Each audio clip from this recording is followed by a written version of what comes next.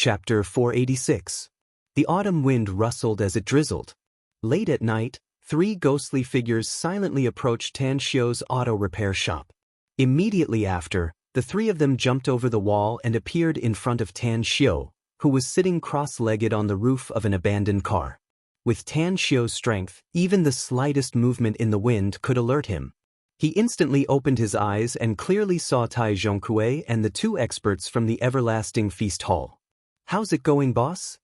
Cupping his fists, Tai Zhongkue said, "It's all done, boss. A total of 66 people have been sent to the smuggled cargo ship. We're not particularly familiar with the route, but I heard from Smuggler Head that there hasn't been any incident in recent years. As long as the ship arrives in the Southern Sea region, we have a special route to pick them up and easily send them to the mining area in Africa." Tan Xiu nodded and said, "I'm relieved that you're handling this matter. However, I called you here because I have other things to arrange."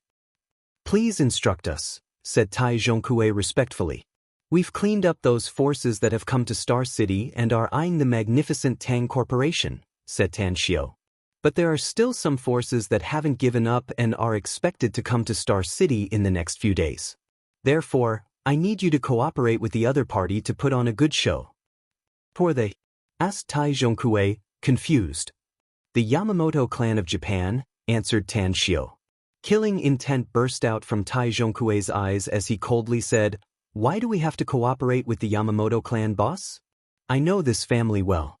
They are ruthless and have countless despicable and shameless moves, making it impossible to guard against them. Once in Europe, I fought with the Yamamoto family.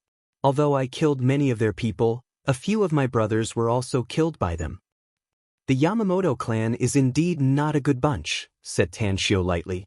"But the one who will lead the team to Star City this time is the eldest daughter of the Yamamoto clan. She's also one of the future sect masters of Japan's North Star One-Blade School. Her name is Kawako Yamamoto, and she works for me." Tai Zhongkue's complexion changed and he quickly said, "I've heard of this Kawako Yamamoto, boss. She's an outstanding junior of the Yamamoto family and a disciple of the North Star One-Blade School. She's deeply favored by the North Star One-Blade School's master. A few years ago, Kawako Yamamoto was involved in more than a dozen sensational assassinations in Europe and South America."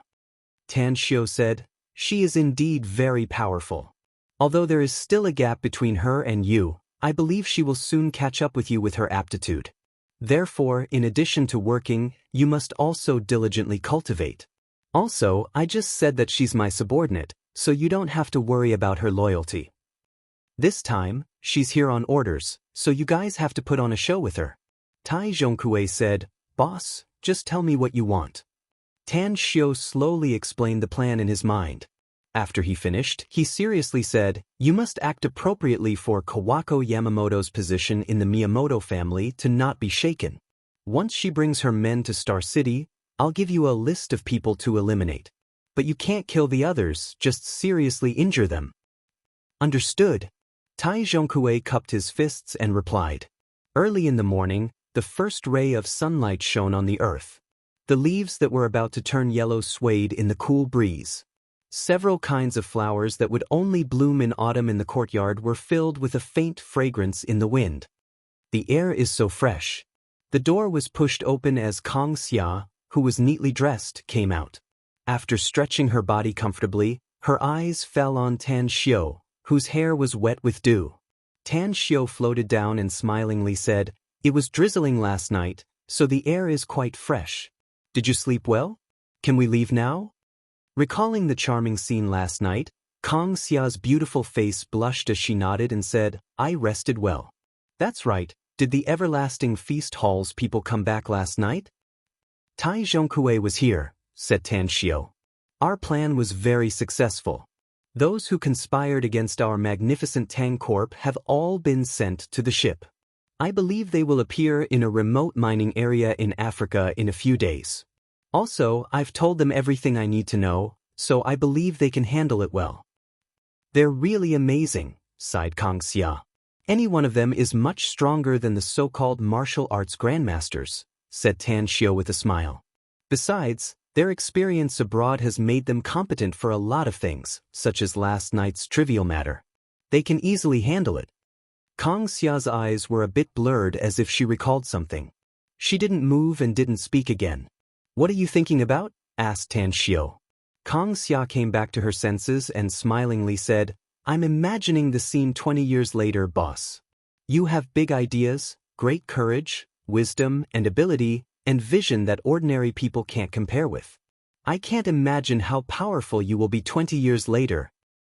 I know you're just flattering me, but I still feel very comfortable listening to it." Tan Xiu couldn't help laughing. "But how did you come up with this idea?"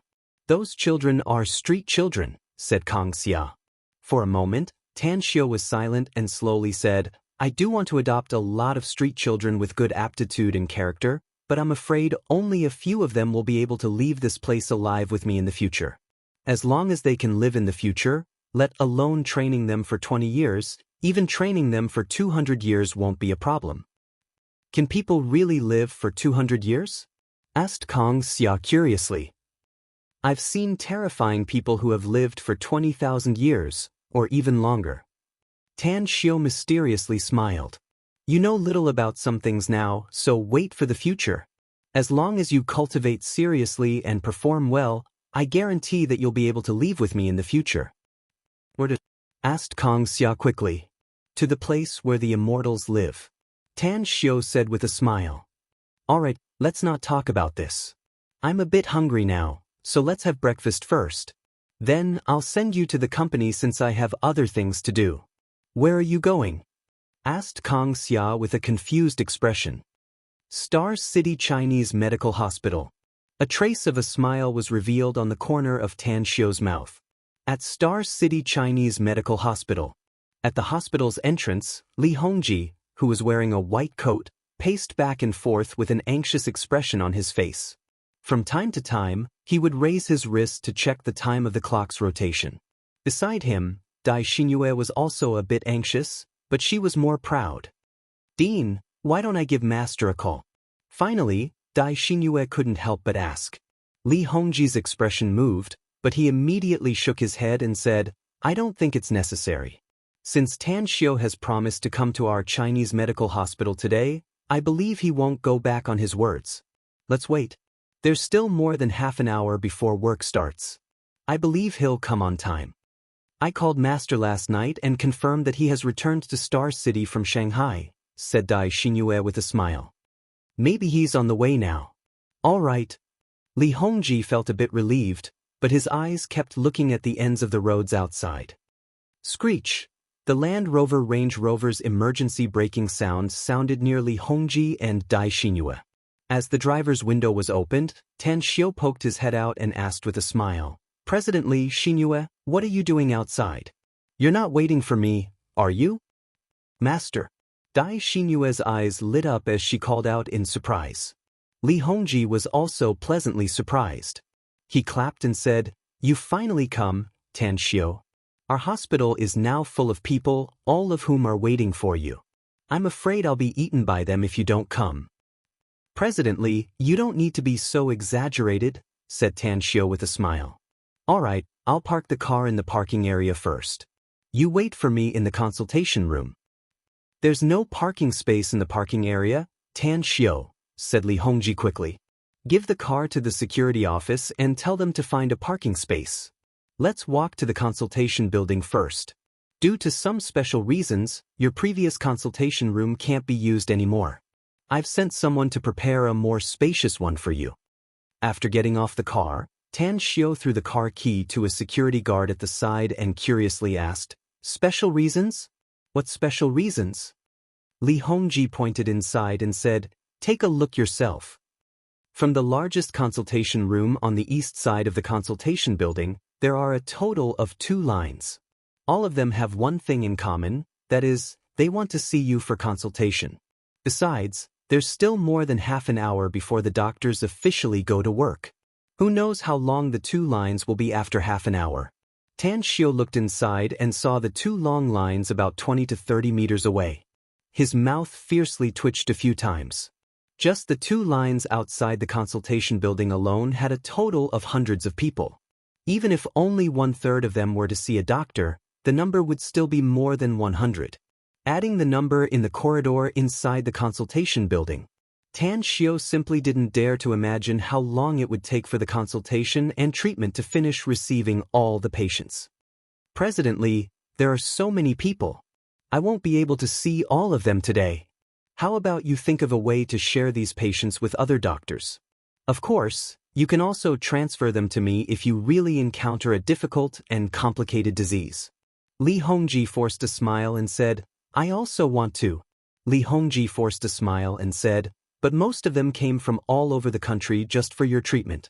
Even some of them have been staying in our Star City Chinese Medical Hospital for more than a month just to wait for you. Tan Xiao pondered for a moment. Then he gritted his teeth and said, if that's the case, then so be it. However, you have to hurry up and let them know how many patients there are in the queue. Then, we'll start from the last patient in the queue. For the patients who come to the Chinese Medical Hospital, if their condition isn't urgent, you can't arrange to see them today. Else, I won't be able to finish the treatment even if I'm exhausted to death today. There are only 2 monthly votes today. It's the end of the month. I'm begging for a monthly vote to support me. Chapter 487. According to my observation, Tan Xiao, the number of patients who have already arrived is probably more than 200, said Li Hongji worriedly. Are you sure you can finish the treatment today? I'm not sure, but I can give it a try, answered Tan Xiao. You've worked hard, Tan Xiao. Li Hongji nodded. The hospital will try its best to fulfill any request you have for today's consultation. Tan Xiao let out an indifferent smile. The hospital's help was not much for him.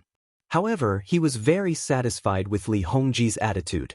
As they came to the largest consultation room on the east side of the consultation building, Tan Xiao looked at the 100-square-meter consultation room. Aside from the consultation tables and chairs, there were only some simple office tools and treatment equipment.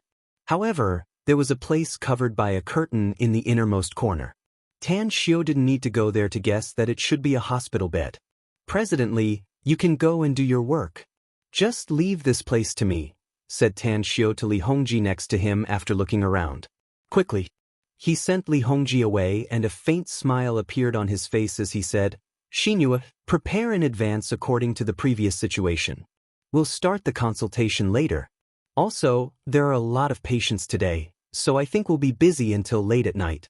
You'd better be mentally prepared. Master, I can learn from you. Let alone working until late at night, I can even work for 3 days and 3 nights in one go, said Dai Xinhua with a smile. Also, I've prepared everything, so we can start at any time. Then let's start, Tan Xiao said with a smile.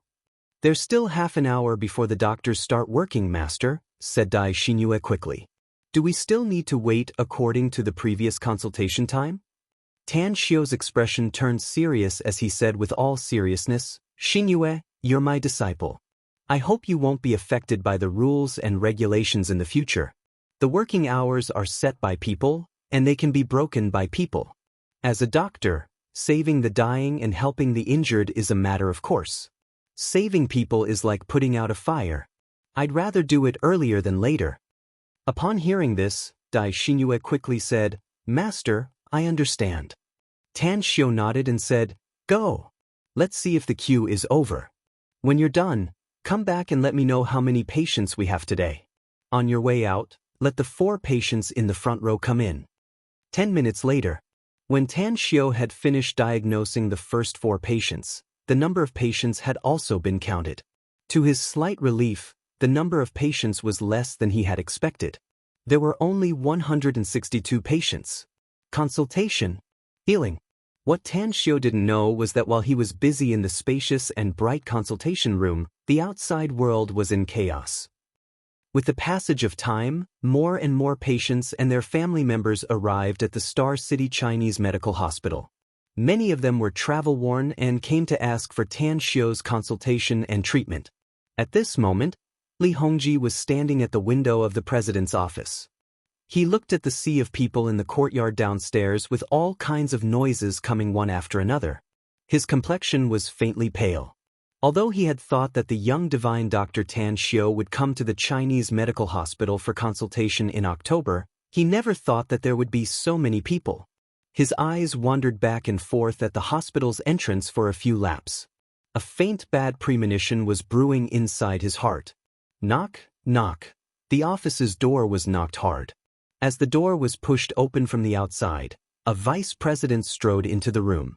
He came to Li Hongji's back and hurriedly said, "President, there are too many patients coming to our hospital. Now, the number of patients has exceeded our hospital's usual visitor flow by more than 10 times. If this goes on, it will be a big problem." Li Hongji turned his head with difficulty and looked at the vice president's anxious face. His lips squirmed a few times as he forced a smile and said, "This is a hospital. The patients come to our hospital for treatment. We can't just shut them out, can we? I also know that there are too many people. The hospital is now flooded with people everywhere, but what can we do? We've already notified the patients who came later, but they won't stop at all. Do you want me to send security guards to drive all these people out?" The vice president said in a deep voice, "President, we'll call the police if it really doesn't work. The number of security guards in the hospital is too small. We simply can't maintain the current situation. In order to avoid a stampede and other emergencies, we'll ask the police officers from the local police station to help. They should be able to maintain the order." Li Hongji was dumbfounded. Never did he expect that the vice president in front of him could actually come up with such a suggestion. However, after giving it a thought, he felt that it was indeed a good idea. It must be noted that there were so many people coming to the hospital. In case of a stampede and other emergencies, it would be extremely dangerous. "I'm afraid it won't be enough to maintain the order even if all the personnel from the nearby police stations come. How about this? I'll personally contact the leaders of the Municipal Public Security Bureau and ask them to send a large number of police officers to help maintain the order. In addition, some doctors who had easy jobs or were on vacation were also transferred over to help maintain order. It's a good thing that everyone approves of our hospital and our doctors. But if there's a big problem in our hospital, it will be troublesome." "Understood, I'll do it at once." The vice dean turned around and ran outside at lightning speed. At the Star City Public Security Bureau, Deng Jianmin walked into the office in high spirits. Recently, he had been very relaxed due to the low incidence of criminal cases. Although many of the previous cases were ultimately unable to be solved, it was all in the past and he wasn't affected too much by those cases. "Maybe I'll be working in the provincial hall at this time next year?" Deng Jianmin strode into the office. He habitually took out a cigarette and lit it up. After taking a deep puff, he happily thought about it. After all, the big leader of the provincial hall had recently accepted his visit and even encouraged him to work hard. Even if he had to go further, he must still serve the people. What a pity! If the previous cases can be solved smoothly, then it will be even more successful. Ring, ring, ring. The landline's ringtone sounded. Deng Jianmin walked to the desk, grabbed the microphone and said, "Deng Jianmin speaking, who is this?" "Chief, the president of Star City Chinese Medical Hospital, Li Hongji, said that he has an important matter to discuss with you. He called you, but your phone wasn't turned on." A respectful voice came from the other side of the phone. Deng Jianmin took out his mobile and found that it had automatically shut down due to running out of battery. He immediately said, "I see. I'll call him back later." After hanging up, Deng Jianmin charged his phone. After the phone was turned on, he found Li Hongji's number and dialed it. "President Li, are you looking for me?" "Yeah. I have something to ask of you." "Chief Deng, you must help me." Deng Jianmin was a bit surprised inside. After all, it was really rare for someone of Li Hongji's status to ask him for help. One must know that he had known Li Hongji for many years, yet he had never been asked by him. After pondering for a while, he said with a smile, "President Li, please speak your mind." Li Hongji forced a smile and said, "Chief Deng, our Star City Chinese Medical Hospital's young divine doctor, Tan Xiu, came back to give medical services before the National Day holiday. As a result, the hospital's patients and their family members nearly overcrowded our hospital. I'm afraid that a stampede will happen and the patients' family members will make trouble. So, Can you send a group of policemen to help maintain the order? Deng Jianmin was dumbfounded. Never once did he expect that Li Hongji would make such an absurd request. He wanted the police to maintain the order because the hospital had too many patients? Wasn't this too exaggerated? President Li, are you kidding me? Do you really need the police from the Public Security Bureau to help maintain the order in this situation? Even if there are too many patients, it shouldn't be to this extent, right? Li Hongji said with a helpless expression. Chief Deng, the number of patients in our Star City Chinese Medical Hospital has increased a lot in the last 2 months. But the number of patients and their family members today is 10 times more than in the past. Now, not only the hospital's consultation building, but also the courtyard outside and even the hospital's entrance are surrounded by a lot of people. If you don't believe me, you can immediately bring some people to our Star City Chinese Medical Hospital. You'll understand when you come. Deng Jianmin hesitated for a moment before he nodded and said, All right, I'll bring some people there now. We'll talk about it after we see the situation there. All right. The call ended. Deng Jianmin was at a loss whether he had to laugh or cry as he shook his head. Although he believed in Li Hongji's character and also knew his character, he still couldn't believe that such an exaggerated thing would happen in Star City Chinese Medical Hospital. It must be noted that a stampede incident would only happen when the city held some large-scale activities. How could it possibly block the entire hospital when they went to see a doctor? Immediately after, he brought 7 or 8 policemen and quickly rushed to the vicinity of Star City Chinese Medical Hospital. When he looked at the hospital's entrance from afar, his expression turned a bit sluggish and disbelief filled his eyes. At the hospital's entrance was a dense mass of people. Even the road outside the hospital had caused a serious traffic jam. If it weren't for more than a dozen traffic policemen who had arrived and were nervously clearing the road, it would have been very difficult for their 2 police cars to rush here. This scene, how come it's similar to those large-scale activities held in the city? It seems that Li Hongji was right. The people I brought with me won't be of any use at all. Deng Jianmin made a phone call and then led a few policemen to get off the car and quickly ran toward the hospital's entrance. Even after they arrived near the entrance, it took him and several policemen more than 10 minutes to squeeze through the hospital's entrance. The situation in the courtyard made him even more dumbfounded, and his face was filled with shock. Too many people. Too many people. Just from his visual estimation, there were at least 7,000 or 8,000 people in the entire courtyard outside the hospital. What was even more outrageous was that even the gaps between the cars and the parking area were full of people. Chapter 488. Tian Xiaoming was very depressed, to the point of vomiting blood.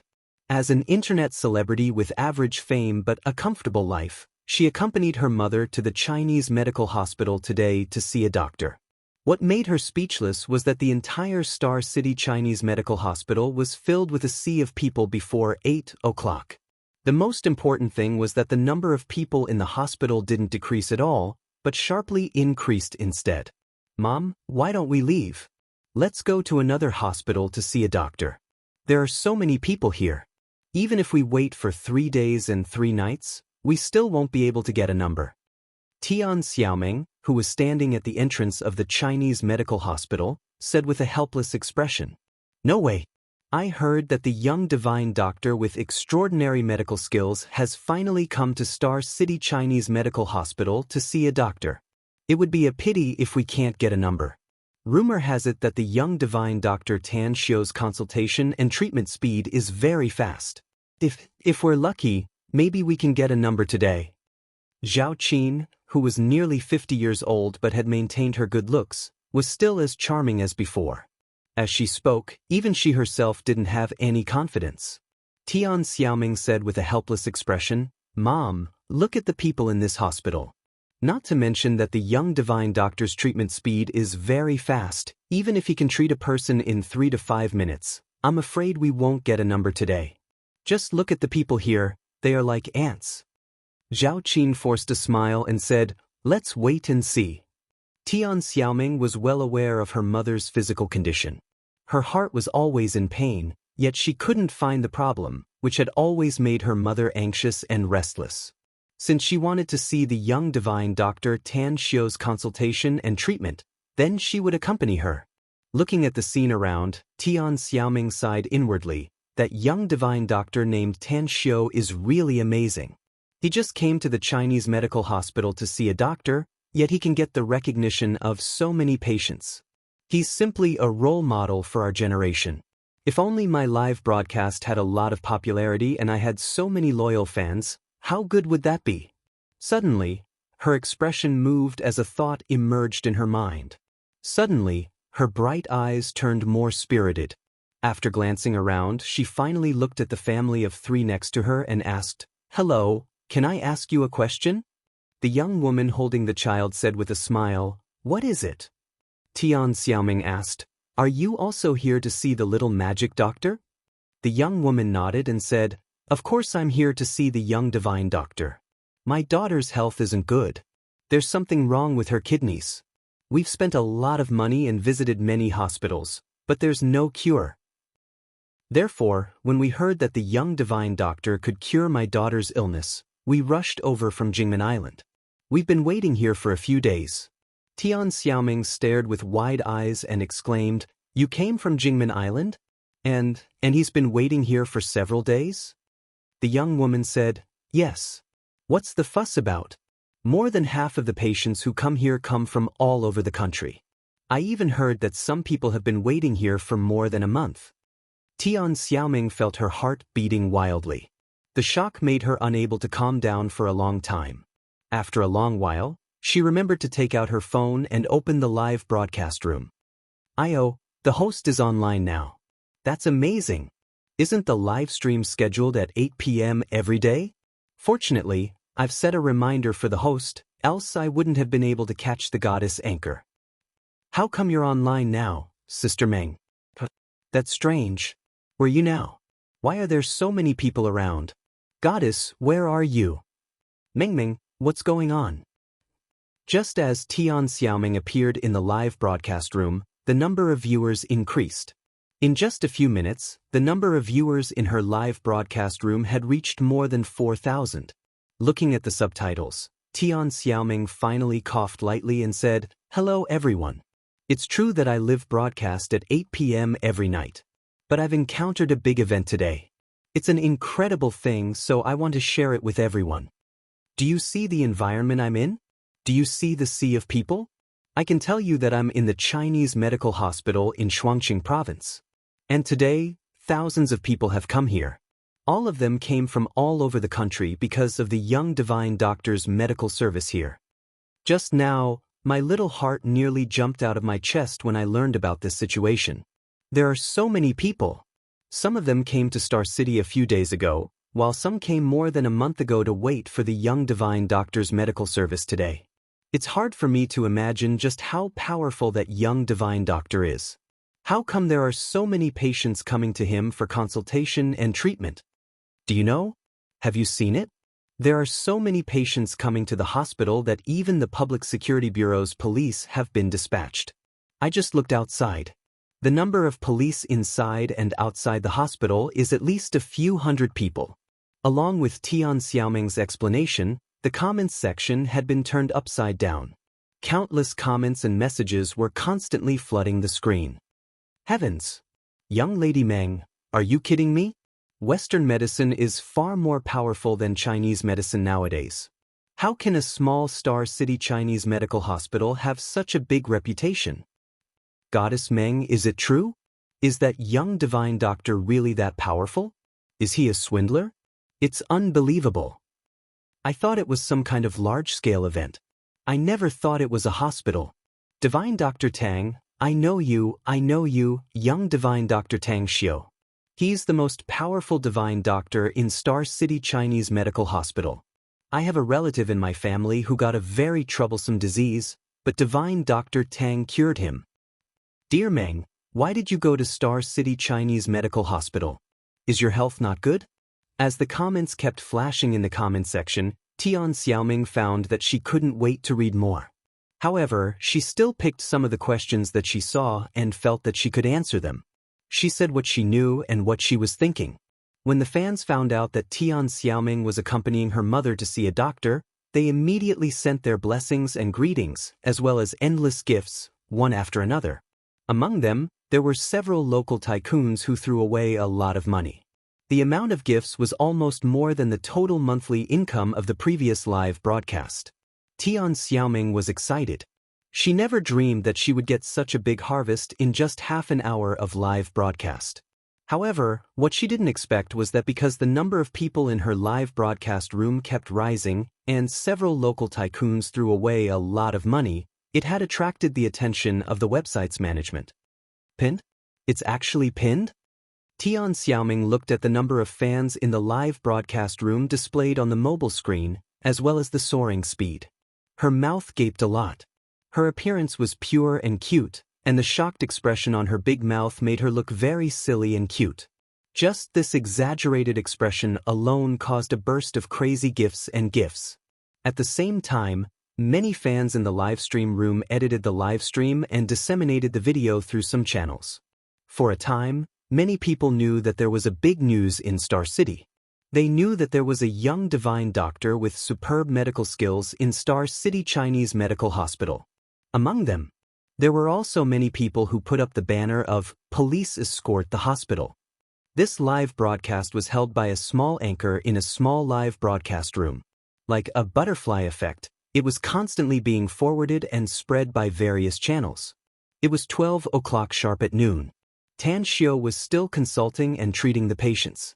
He almost didn't dare to waste the slightest bit of time the whole morning. Even so, he still only managed to consult and treat more than 60 patients. Among them, there were 2 very troublesome patients. He even let them go to the hospital's inpatient department first. After he finished today's consultation, he would go to the inpatient department's ward to treat them. "Excuse me. Everyone, excuse me." Li Hongji, along with several leaders, squeezed into the consultation room and saw Tan Xiao performing acupuncture on a patient behind the curtain. He quietly waited for 2 or 3 minutes before he saw Tan Xiao come out. "Dr. Tang, it's already noon. Let's take a break and go to the cafeteria for lunch. There are still a lot of patients, so we'll treat them in the afternoon," said Li Hongji. Tan Xiao was silent for a moment. He slowly shook his head and said, "I won't go to the cafeteria for lunch. How about this, Dean Li, can you get someone to send me food? I'll just eat a few mouthfuls and then continue to consult and treat the patients." Li Hongji opened his mouth and forced a smile. "Dr. Tang, strike a balance between work and rest." Tan Xiao helplessly said, "I also know that we need to strike a balance between work and rest. But there are too many patients. If I don't hurry up, I'm afraid I won't be able to finish them by tomorrow morning."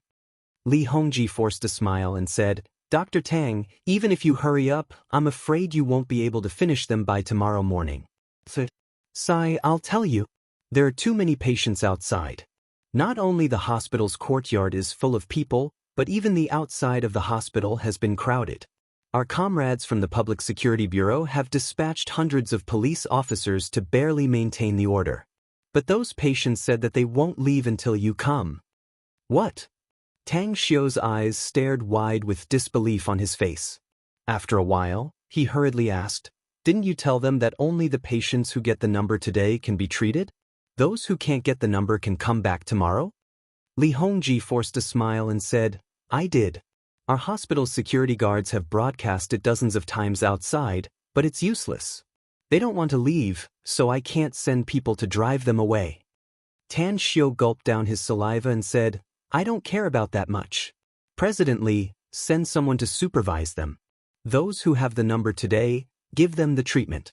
As for those who don't have the number, give them the number according to today's team and tell them to come early tomorrow morning.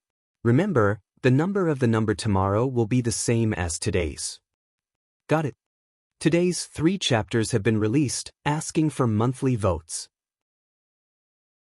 Chapter 489. For the whole day, Tan Xiao stayed in the consultation room, consulting and treating the patients.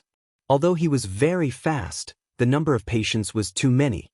At 10 o'clock in the evening, he finally sent away all the patients who were in the queue. What made him helpless was that today's treatment wasn't over yet. There were 6 patients who needed to be treated, all of whom were waiting in the inpatient department. Xinyue, you must be tired, right? Tan Xiao stood up and stretched his body. He then turned to look at Dai Xinyue, whose complexion was a bit pale with thick sweat on her forehead, and said with a smile, I'm really tired, master. Dai Xinyue forced a smile. I'm afraid I'll faint if there are dozens more patients. Tan Xiao sighed. Your physical fitness is too poor. I'll teach you something else in the next few days that can greatly improve your physical fitness. How about this? I'll treat the 6 patients in the inpatient department myself. You go home and rest as soon as possible. You can come here before 8 a.m. tomorrow. Dai Xinyue shook her head and said, You must finish what you started, master. Since I'm your disciple and assistant, I must accompany you to treat all the patients today. Besides, studying with you for a day is more rewarding than reading books and studying for a year. I'm not afraid no matter how tiring or bitter it is. Tan Xiao raised his thumbs up and praised, You're worthy to be my disciple. You're able to endure hardships and work hard. You're also diligent and eager to learn. Very good. How about you take a leave of absence from the Chinese medical hospital after the holiday ends in October and then go to Shanghai with me? Why would I go to Shanghai with you, master? Asked Dai Xinyue curiously. I'll try my best to teach you all the Chinese medicine knowledge I know in a few months, said Tan Xiao. I'm sure that as long as you're diligent and eager to learn, you'll be able to compete with those Chinese medicine practitioners who have been immersed in Chinese medicine for decades, even if you can't reach my level after a few months of study. Dai Xinyue's eyes lit up and she immediately said excitedly, All right. I'll listen to your arrangement, master. Tan Xiao let out a faint smile and said, You have a good attitude, but it's too late today. If you insist on following me to treat the remaining 6 patients, I'm afraid you won't be able to rest well tonight. If he didn't rest well tonight, he might not have the energy for the whole day tomorrow. Go back. Take a bath and have a good night's sleep. I'll be waiting for you at 8 a.m. tomorrow. Dai Xinyue was a bit hesitant, but after seeing Tan Xiao's serious expression, she finally nodded and said, Then I'll go back first, master. You should hurry back and rest after treating those patients. Tan Xiao nodded slightly. He packed up his things and walked out of the consultation room with his medical kit. He saw Li Hongji and several senior leaders of the Chinese medicine hospital standing outside the door. To Tan Xiao's surprise, in addition to the leaders of the Chinese medicine hospital, there was also an old acquaintance, Deng Jianmin, the director of the Municipal Public Security Bureau. What are you doing? Asked Tan Xiao in surprise. Li Hongji shot a deep look at Tan Xiao and said, Dr. Tang, I don't know what to say about your performance today. It's too shocking and too touching. I'm very happy and proud to have such a divine doctor like you in the medical field. Thank you. Thank you.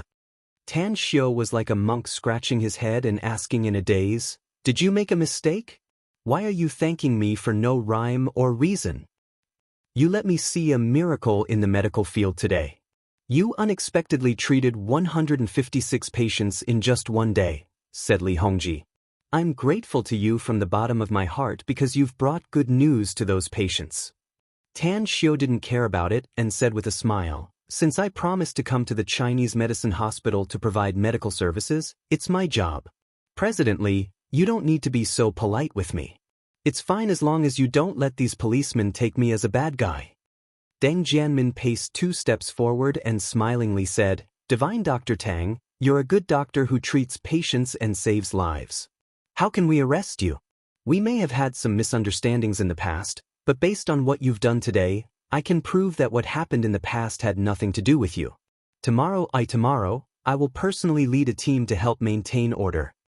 Tan Xiao let out a faint smile and said, Let bygones be bygones. My patient hasn't finished receiving treatment today, so I need to go to the inpatient department. Everyone, if there's nothing else, you should all go back and rest. After I finish treating the last 6 patients, I will go back to rest.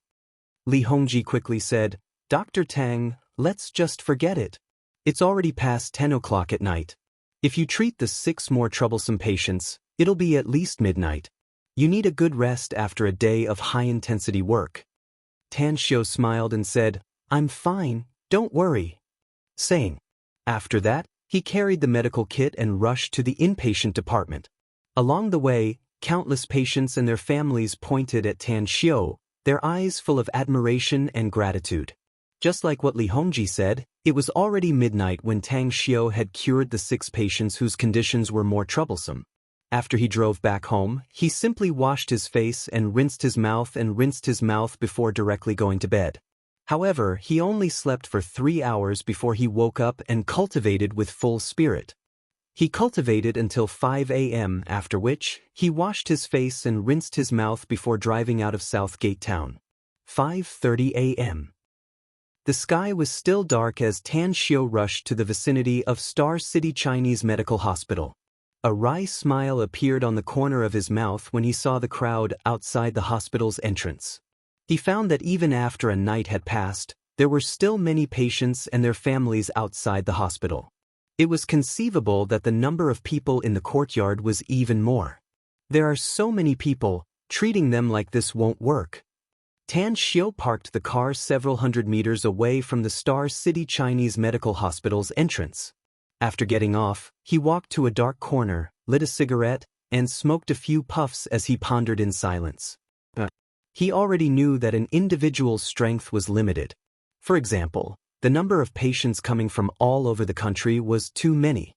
He couldn't split his body into 2, and he simply couldn't treat them all by himself. Do I need to find some helpers? The thought rose in Tan Xiu's mind and he immediately made up his mind. However, he didn't know many powerful Chinese medical practitioners in the spirit domain of Chinese medical practitioners. After carefully thinking about it, he remembered that Chu Guoxiong, the divine doctor's disciple whom he had met in Jingmen Island. Furthermore, he remembered that Li Hongji was Chu Guoxiong's senior brother. He immediately took out his mobile and contacted the sleeping Li Hongji. Dr. Tang, my junior brother is in Star City. A few days ago, he learned that you would come back from Shanghai and come to our Chinese medical hospital during the National Day holiday, so he wanted to visit you. But there were so many patients yesterday, so he didn't want to bother you. Presently, if it's convenient, can you tell Chu Guoxiong to come to Star City Chinese Medical Hospital this morning? Tan Xiu said. I want him to be my assistant. Li Hongji was surprised. You want my junior brother to be your assistant? No problem.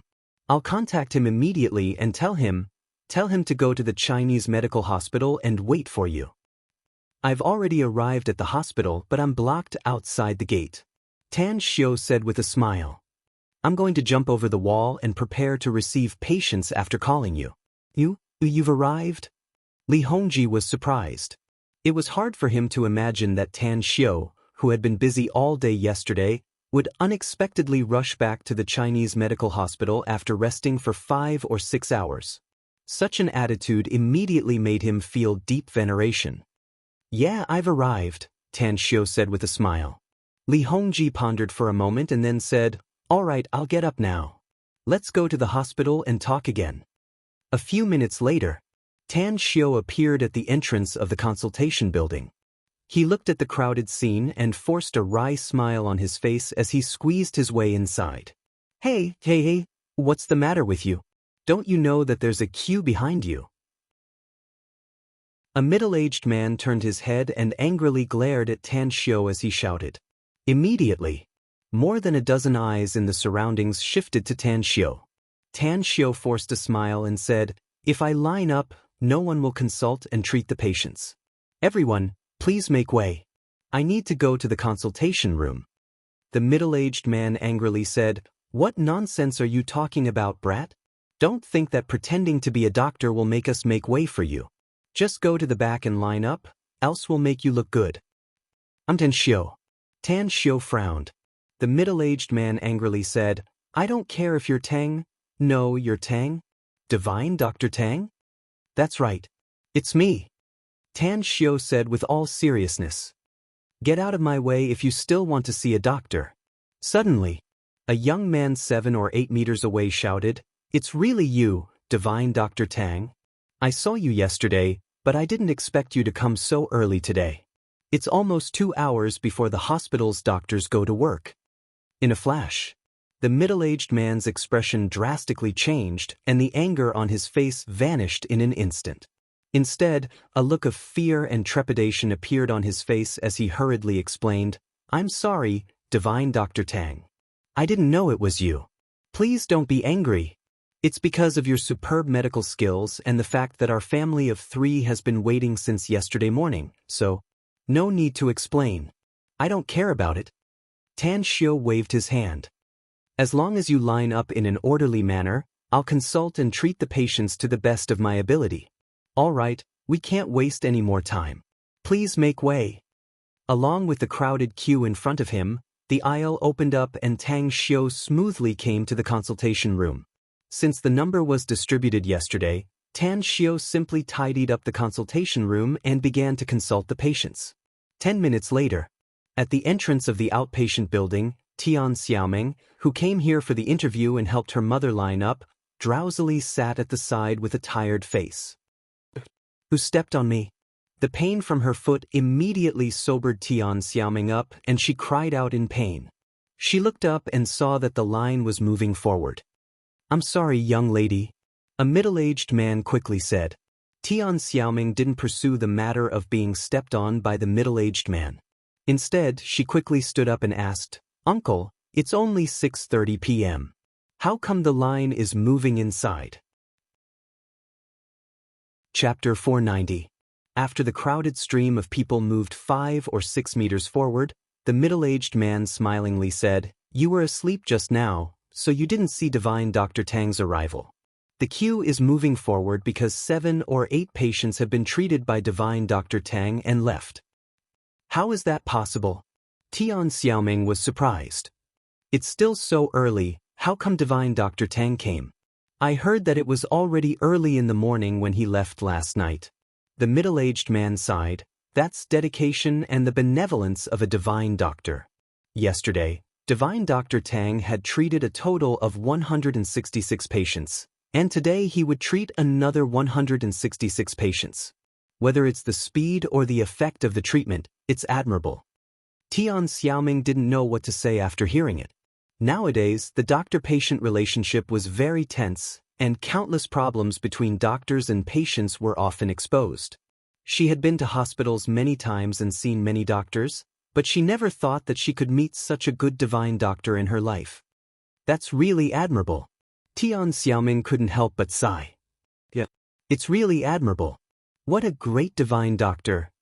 It would be great if there were more doctors like Divine Dr. Tang in the world. He only rested for 4 or 5 hours and then rushed back to the hospital. What a rare and good doctor." The patients waiting in the queue around praised. Tian Xiaoming was the kind of girl who was good at observing and very smart. Looking at the expressions of the people around her, she could see respect, admiration, and a touch of emotion. "Excuse me," a loud voice sounded, causing many people to look at the back. When they saw the people coming, they couldn't help but make way.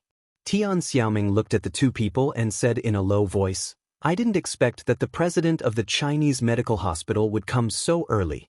It should be because of Divine Dr. Tang." The middle-aged man nodded and said, "Of course it is. Divine Dr. Tang will only be in Star City Chinese Medical Hospital for 3 days. The president of this hospital must serve Divine Dr. Tang well in these 3 days." "How could it be so exaggerated, uncle?" Tian Xiaoming said with a smile.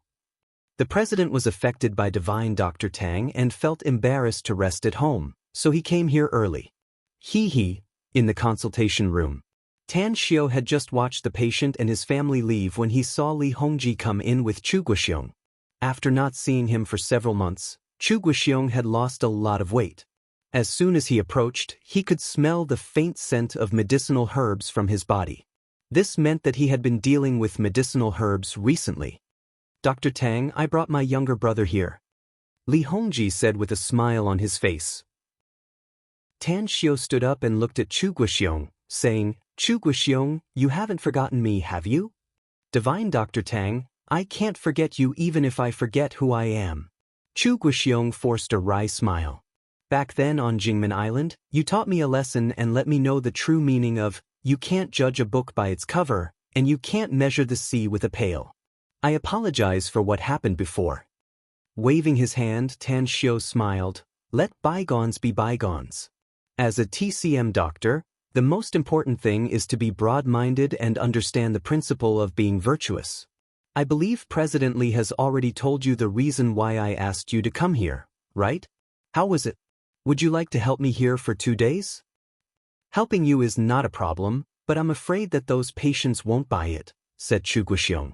Many of them have come to Star City from thousands of miles away just to see you for treatment. As a matter of fact, it won't be a problem for you if it's not a particularly difficult disease, Tan Xiu said with a smile. Few of the patients who come here have those kinds of special and difficult diseases, so you can almost solve them. With the two of us working together, not only can we treat more patients, I can also relax a bit. Of course, if you encounter a case that you find difficult, I'll take over the diagnosis and treatment. Chu Guoxiong nodded and said, then I'll respectfully accept. Tan Xiu looked at Li Hongji and said with a smile, President Li, I'll have to trouble you to add 2 more consultation tables. Also, help me arrange 2 assistants for them. Li Hongji stared blankly and asked with a confused expression, why do you want to add 2 consultation tables? For they. As far as I know, there's an old Chinese medicine practitioner surnamed Hu in this Chinese medical hospital. His medical skills are very good, said Tan Xiu with a smile. Tell him to come and help me after he comes to work. If I encounter any difficult and complicated diseases during the diagnosis and treatment, I'll handle it myself. Li Hongji pondered for a moment before he nodded and said with a smile, no problem. I'll arrange it.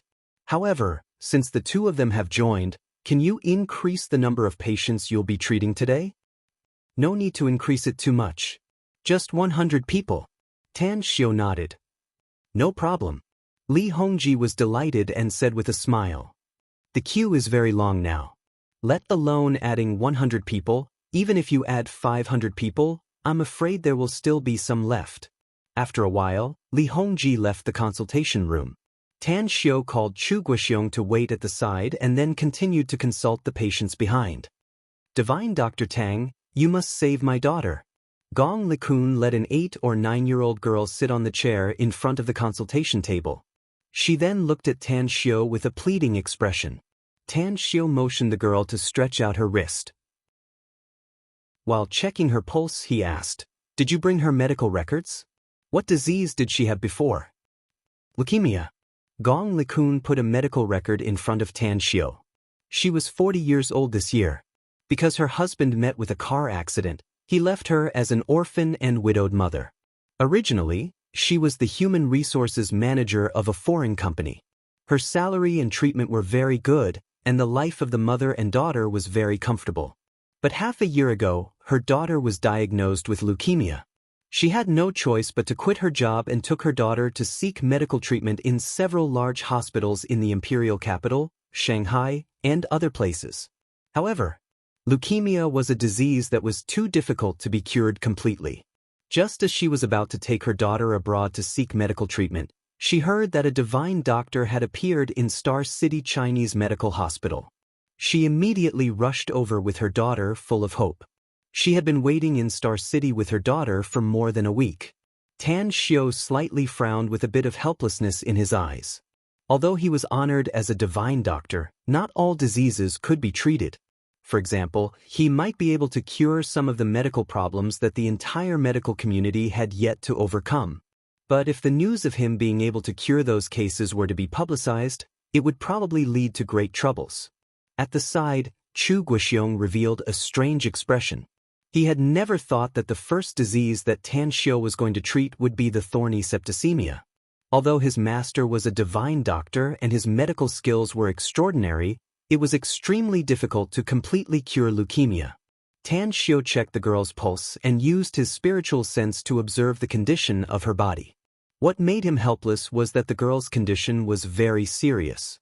Leukemia, also known as leukemia, was a type of hematopoietic stem cell malignant cloning disease.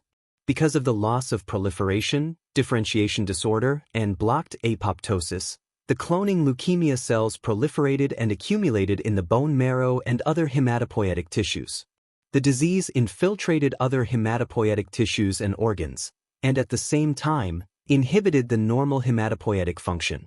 Tan Xiu stood up and walked to the girl's side. He bent down and gently touched her lymph nodes. He found that the lymph nodes were swollen, and the girl showed a painful expression when he touched them. "What's your name?" Tan Xiu looked at Gong Likun and asked. Gong Likun told her name to Tan Xiu. "Ms. Gong, your daughter's condition is very serious. I'm afraid she can only live for half a year at most," said Tan Xiu. "Even if we use ordinary drugs to suppress it, the effect won't be very big. However, I'll prescribe a Chinese medicine for you. Take your daughter to get the medicine and boil it before taking it." Gong Likun's expectant expression gradually disappeared and was replaced by grief and unwillingness. After being silent for more than 10 seconds, she asked with a somewhat hoarse voice, "Is there really no other way, divine Dr. Tang?" "There is," answered Tan Xiu. "What is it?" Gong Likun's eyes lit up and hurriedly asked. "It's not the right time to talk about it now," said Tan Xiu. "Take your daughter to get the medicine according to my prescription. I'll go to the inpatient department to find you tonight. We'll talk about it in detail at that time." "I'll give you my cell number," said Gong Likun hurriedly. "My daughter is staying in Ward 9015A area. We'll be waiting for you." Tan Xiu sat back on the chair. He wrote a prescription and handed it to Gong Likun, saying, "Take this medicine every morning and night for half a month." "All right." Gong Likun quickly complied. A strange expression flashed in Chu Guixiong's eyes as he stood at the side. He asked in a low voice, "Divine Dr. Tang, can you really cure septicemia?" "I'm not sure, but I can give it a try," said Tan Xiu. Chu Guixiong nodded. Although he admired Tan Xiu's courage, he wasn't optimistic that Tan Xiu could really cure the septicemia patient. It must be noted that his master, Gui Jianqiu, could cure the early stage of septicemia. But when the disease had reached the middle and late stage, even his master's superb medical skills couldn't completely cure it. At most, he could only guarantee that the patient wouldn't relapse in a short time after the treatment. Tan Xiu treated more than a dozen patients. Chu Guixiong had been standing beside Tan Xiu, observing Tan Xiu's consultation and treatment methods. What shocked him was that Tan Xiu's treatment methods were very strange. It was something he had never seen or heard of before. However, Tan Xiu's treatment speed and the effect of the treatment made him sincerely convinced. Worship gradually appeared in his eyes. At 8 a.m., when the old Chinese doctor surnamed who arrived at Star City Chinese Medical Hospital, he and Chu Guixiong also joined the consultation and treatment. Although the two of them couldn't accept Tan Xiu's treatment methods, they were, after all, genuine talents and excellent medical skills. After their diagnosis and treatment, many patients were satisfied. However, many of the patients who came to Star City Chinese Medical Hospital for treatment were patients with incurable diseases. Therefore, the two of them encountered a lot of troublesome cases, which were eventually solved by Tan Xiu. Chapter 491. Lunchtime. Tan Xiu left the consultation room and was ready to go outside to take a breath of fresh air. He also wanted to go to the cafeteria to have something to eat. But just as he came out of the consultation room, his complexion changed. Not only were there 2 security guards of the Chinese Medical Hospital at the door, but there were also 4 policemen in police uniforms who were maintaining order in the corridor. Is there a need to be so exaggerated? Tan Xiu turned his head and glanced at Dai Xingyue, who followed him out. He raised his hand to touch his nose and forced a smile. "Master, there was actually a special situation this morning. The president and chief Deng of the City Public Security Bureau had no choice but to arrange it like this," said Dai Xingyue. "Special situation?" Tan Xiu was surprised. "What special situation?" Dai Xingyue forced a smile and said, "A lot of media reporters came to our hospital this morning. Even the people from the city TV station and the provincial TV station came. As far as I know, there were dozens of media reporters who wanted to interview you. But they were blocked by the security guards and the police when they squeezed inside, resulting in a conflict between the two sides. After President Li learned about it, he and Chief Deng personally drove all those media reporters out of the hospital and issued a death order to never let them step into the hospital." "Media reporters?" Tan Xiu frowned and asked. "Do they have nothing better to do?" Why do they need to interview and report this kind of thing? You don't know, master, but you're very famous now, said Dai Xingyue. I heard that an anchor from a live broadcast platform came to our hospital. She directly reported the scene of you and the huge crowd at our Chinese medical hospital in her live broadcast room. Therefore, all the major media networks have received this news since yesterday. Even many forums, Tieba, and even online communication channels, such as WeChat and Q Platform, also have screenshots of the video. In short, you're now hot and in the headlines. Is what you said true or false, Xingyue? Tan Xiu hurriedly said. I hate being exposed the most. If it's true, I'm afraid I'll be the center of attention wherever I go in the future. Dai Xingyue raised her hand and stretched out her fingers, saying, Master, I swear that everything I said is true. If you don't believe me, you can use your mobile phone to check it out. Many news browsers have news about you, the great divine doctor. Tan Xiu quickly grabbed his phone and checked it. Apart from a bitter smile, there was no other expression on his face. Never in his wildest dreams did he imagine that things would develop to this point. Suddenly, his expression slightly changed and he quickly said, Xinyu, go to the cafeteria to eat first. I need to make a phone call. I'll go find you later.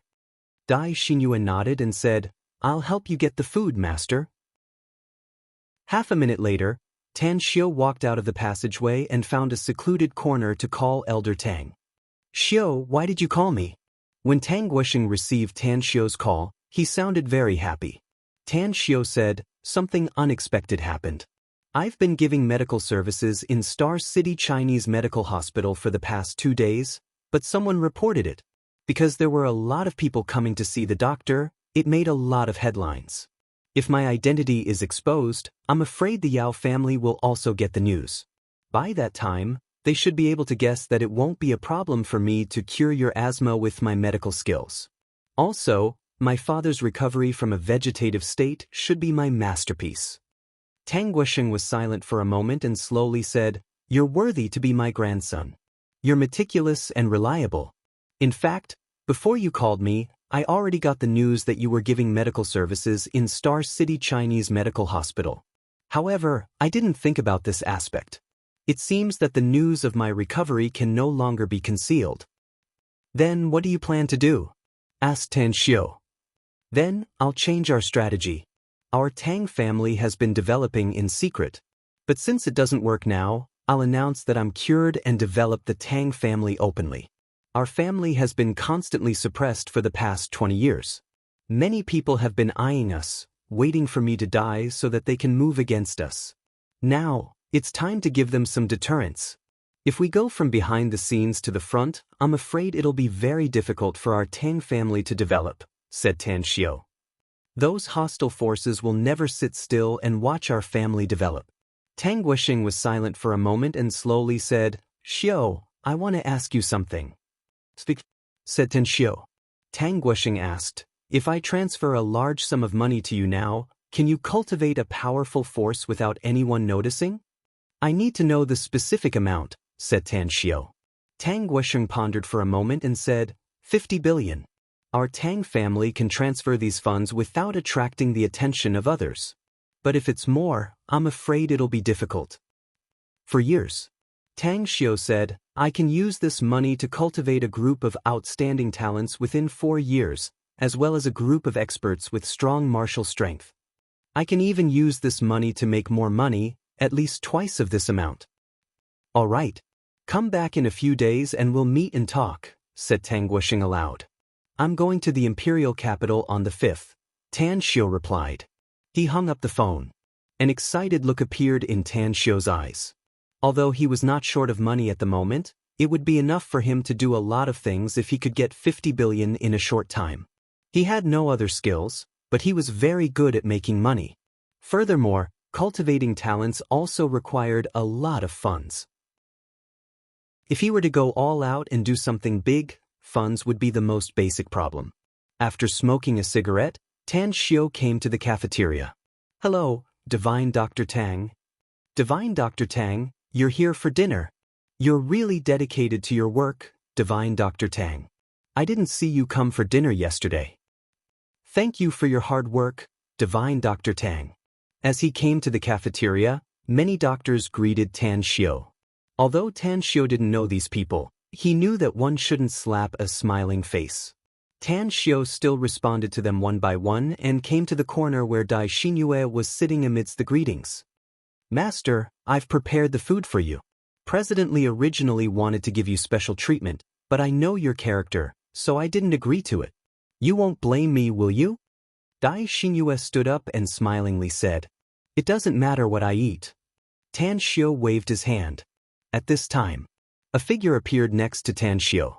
Sun Wenjing, who was carrying a plate, sat down next to Dai Xinyue and smilingly said, Hello, Divine Dr. Tang.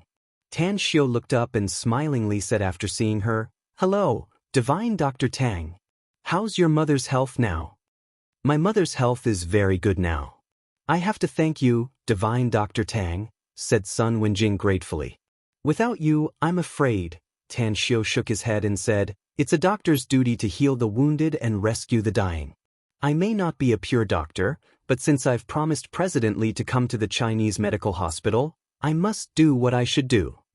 Sun Wenjing nodded and looked at Dai Xinyue with a bit of envy. Then she said to Tan Xiu, Divine Dr. Tang, my mother has been talking about you all day long. I hope you can come to my house when you have time. Let's talk about it later. Tan Xiu let out a faint smile and began to eat. After eating, just as Tan Xiu returned to the consultation room, the scene inside made him slightly surprised. The originally spacious space inside had been moved to a table with a large number of silk banners placed on it. From a visual estimation, there should be more than 200 banners. These are sent to you by the patients, Divine Dr. Tang.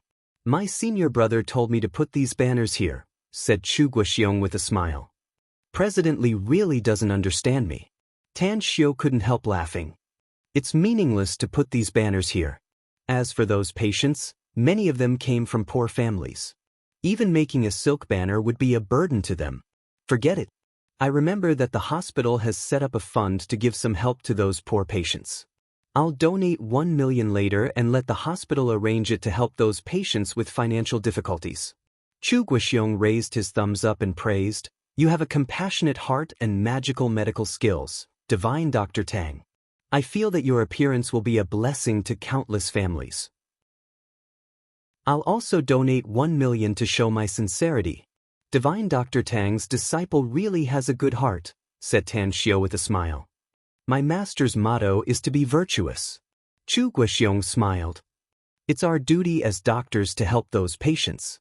In the past, I would have cared about those false reputations, but ever since I got to know you and was reprimanded by my master, I finally realized that a doctor must not only have great medical skills, but also have the most important medical ethics. A smile outlined on the corner of Tan Xiu's mouth as he said, Now that I hear it, I have a bit of respect for your master, Gui Jianqiu. I'll pay him a visit if I have the chance later. I believe my master will be very happy to see you, said Chu Guoxiong quickly. While the two of them were talking in the consultation room, they didn't notice that Tian Xiaoming was leaning on the door outside the consultation room. The mobile camera in her hand was aimed at them. Every word and action of the two was broadcasted by the live broadcast she had turned on. At this time, her live broadcast room was also in an uproar.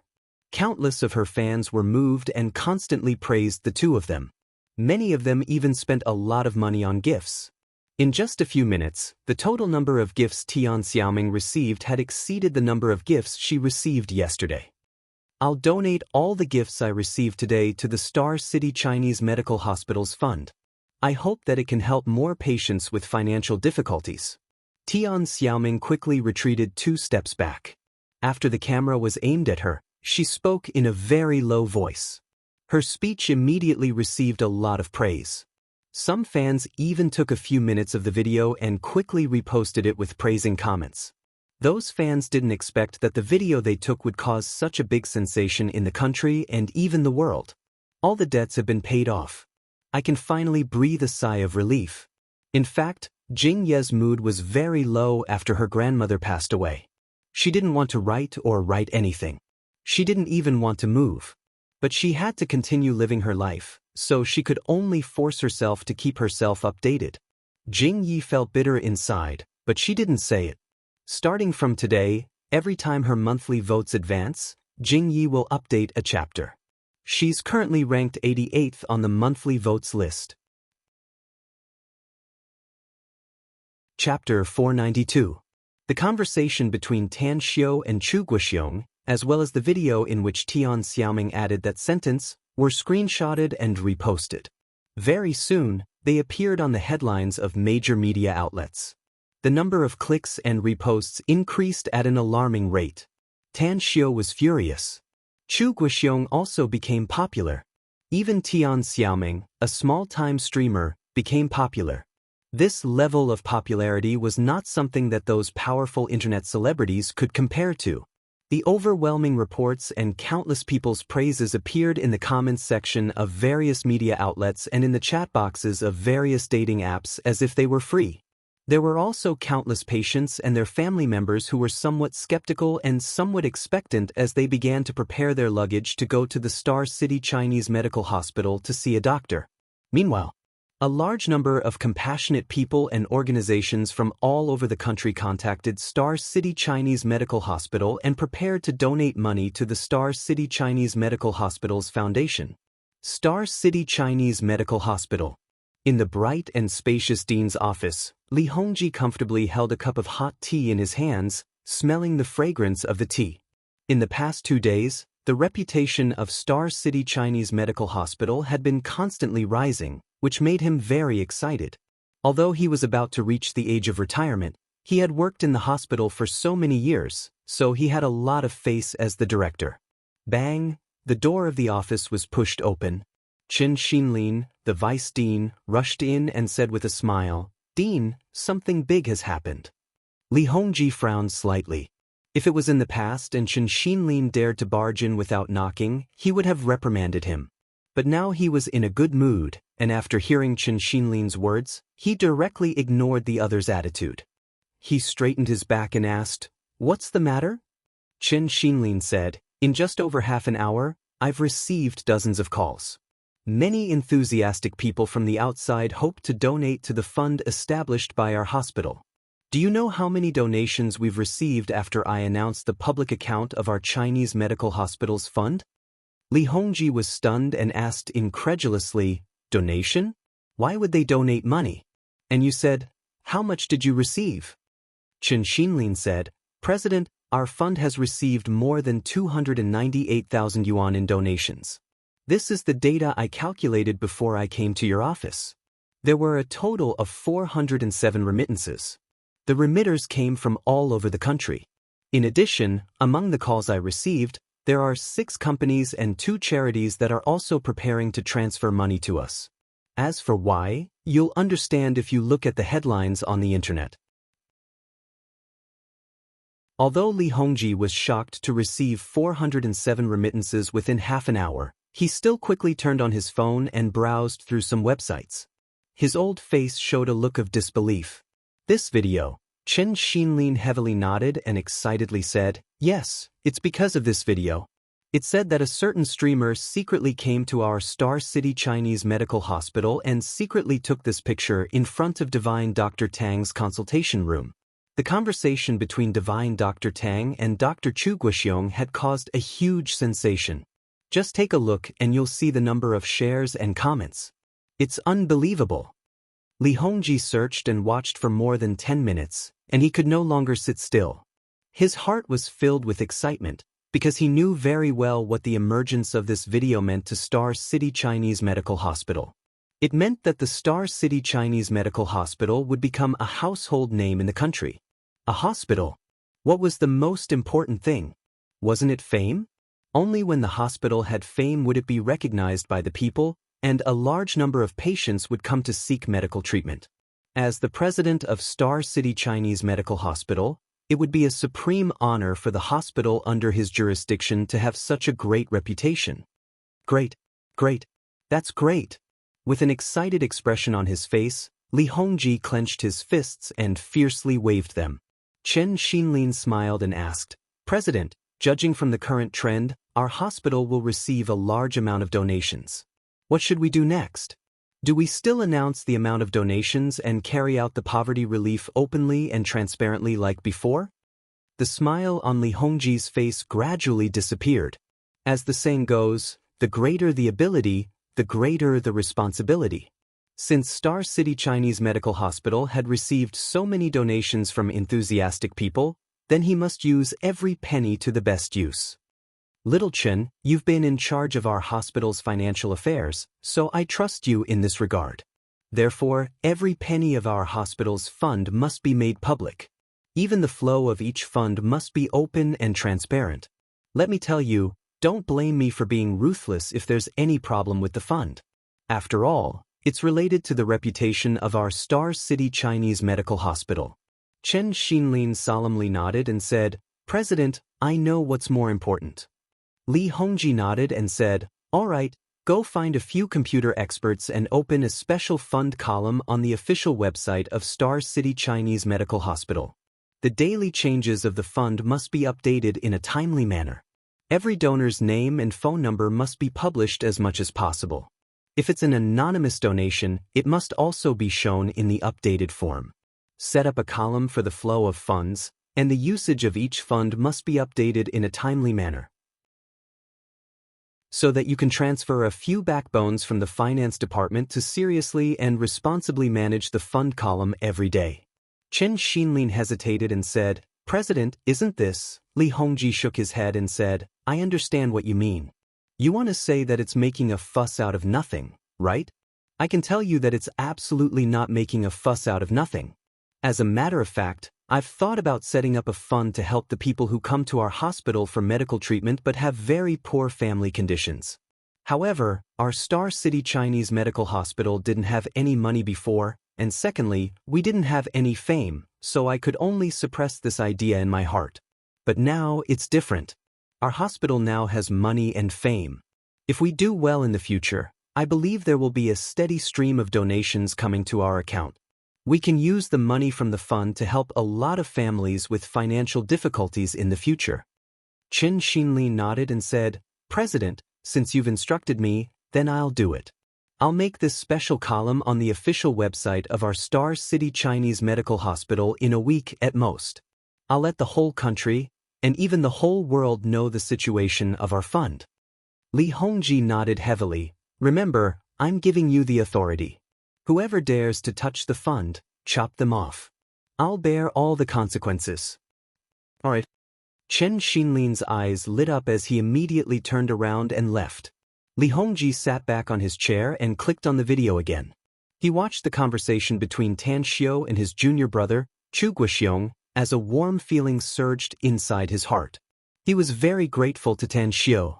Ever since he met Tan Xiu, Li Hongji could feel that Tan Xiu had a pure heart even though the latter didn't want to develop too much in the medical field. He had never seen such a young man in his life. At the Chinese Medical Hospital's consultation room, Tan Xiu, Chu Guoxiong, and old Chinese medical doctor who were constantly diagnosing and treating the patients. With the three of them working together, the diagnosis and treatment speed was very fast. It was nearly noon. As a middle-aged woman entered the room, Tian Xiaoming, who was like a primary school student who had made a mistake, suddenly had her eyes lit up and quickly said, You're finally here, Mom. Let me introduce you. This is Divine Dr. Tang. Zhao Qin gently nodded and looked at Tan Xiu, saying, I know. I've seen Divine Dr. Tang's video. You did the right thing, Xiaoming. A good person like Divine Dr. Tang must be publicized more and spread his positive energy so that more people know about him. A proud expression immediately appeared on Tian Xiaoming's face upon hearing it. Tan Xiu could only force a wry smile inwardly. After he learned that Tian Xiaoming was the online streamer, he didn't give her a good face.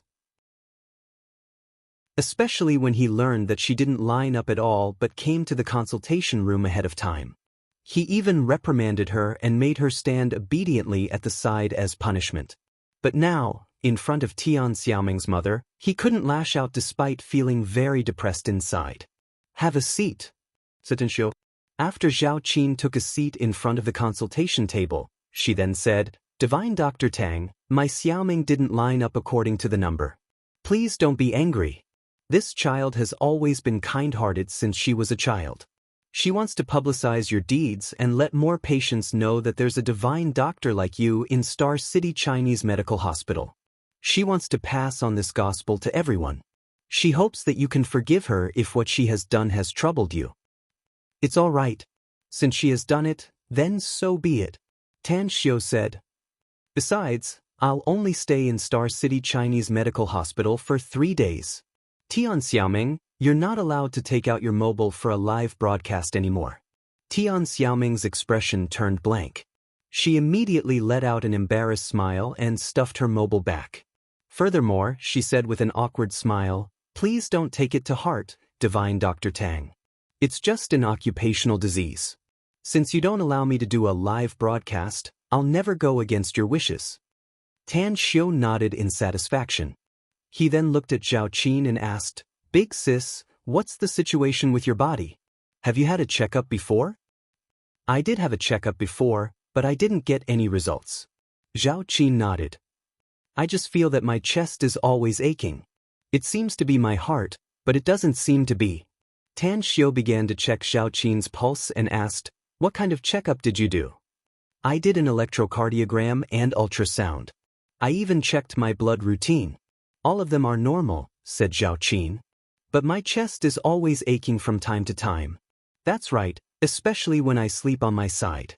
Once my heart is squeezed, it will be very painful. Tan Xiu calmly felt Zhao Qin's pulse and found that her body was somewhat lacking in qi and blood. Subsequently, he used his spiritual sense to observe the condition of her body and finally got the result. She's now ranked 87th in the monthly votes, moving up 1 rank. Today, I'll add a chapter for a total of 3 chapters. Brothers and sisters, continue to work hard. Quiet Night will decide to add chapters based on the monthly votes ranking every morning. Chapter 493. The pain caused by the nerves is easy to solve. However, your qi and blood are somewhat insufficient and you also have some gynecological diseases. You need to drink some Chinese medicine to recuperate. Come with me to the bed over there. I'll give you acupuncture and you'll be able to cure the neuralgia. Zhao Qin's eyes lit up and she immediately said excitedly, Great, great. Thank you, Divine Dr. Tang. You're really amazing. Tan Xiu let out a faint smile. After treating Zhao Qin with acupuncture, he wrote a prescription for her. Then he looked at Tian Xiaoming and said, Young lady, if you want to do a live broadcast in the future, remember to tell them clearly in advance if it involves other people's privacy. Respect their wishes.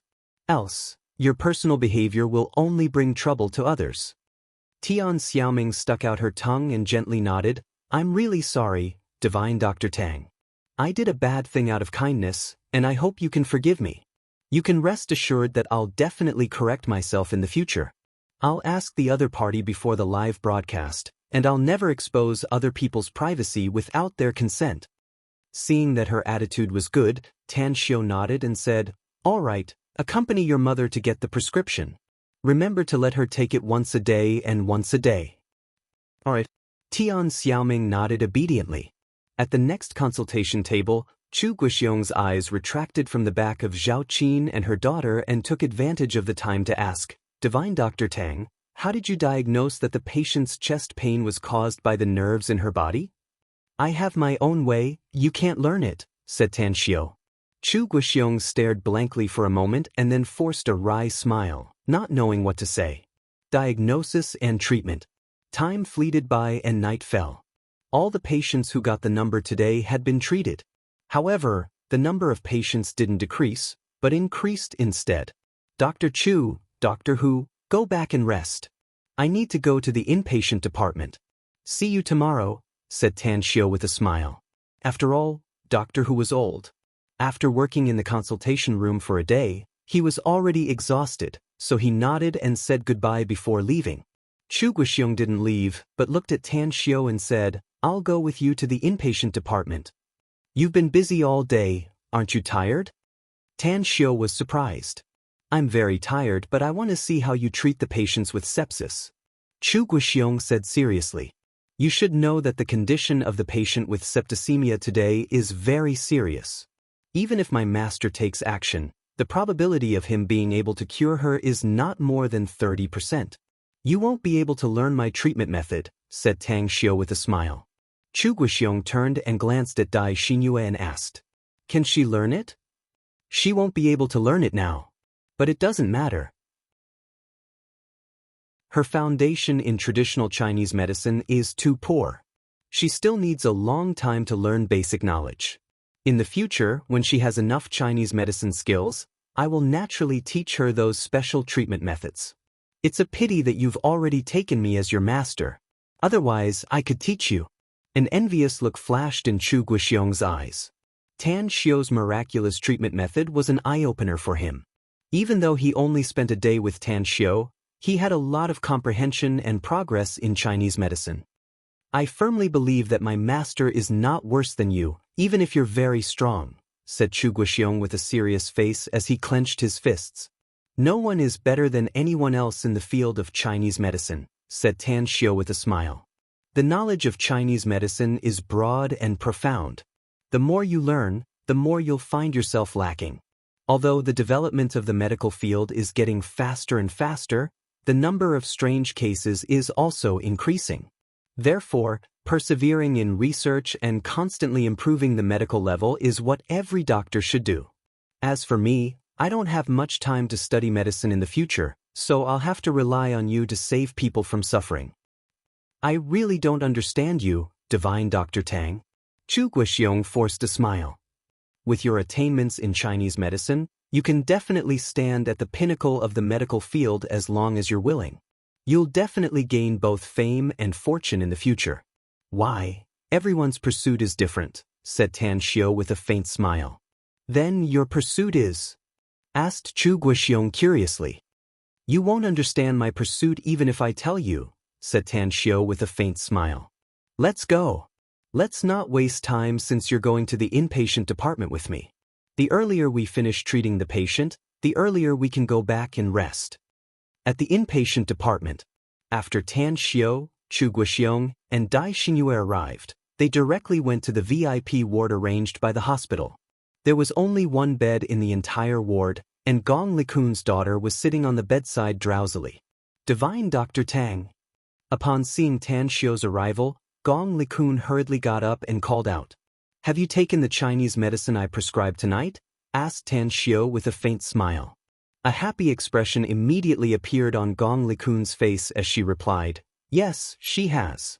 Besides, Bei said that she felt warm and comfortable after taking the medicine. "I can see that her mental state is much better than before." Tan Xiu nodded and walked to the bed. He lifted the bedding and said, "Untie her clothes. I need to give her acupuncture treatment. Xinyue, take out the alcohol cotton and silver needles from the medicine box. Also, ask the nurse to prepare a basin of hot water. Remember, it must be boiled hot water." Dai Xinyue quickly complied. After taking out the alcohol cotton and silver needles, she immediately ran outside.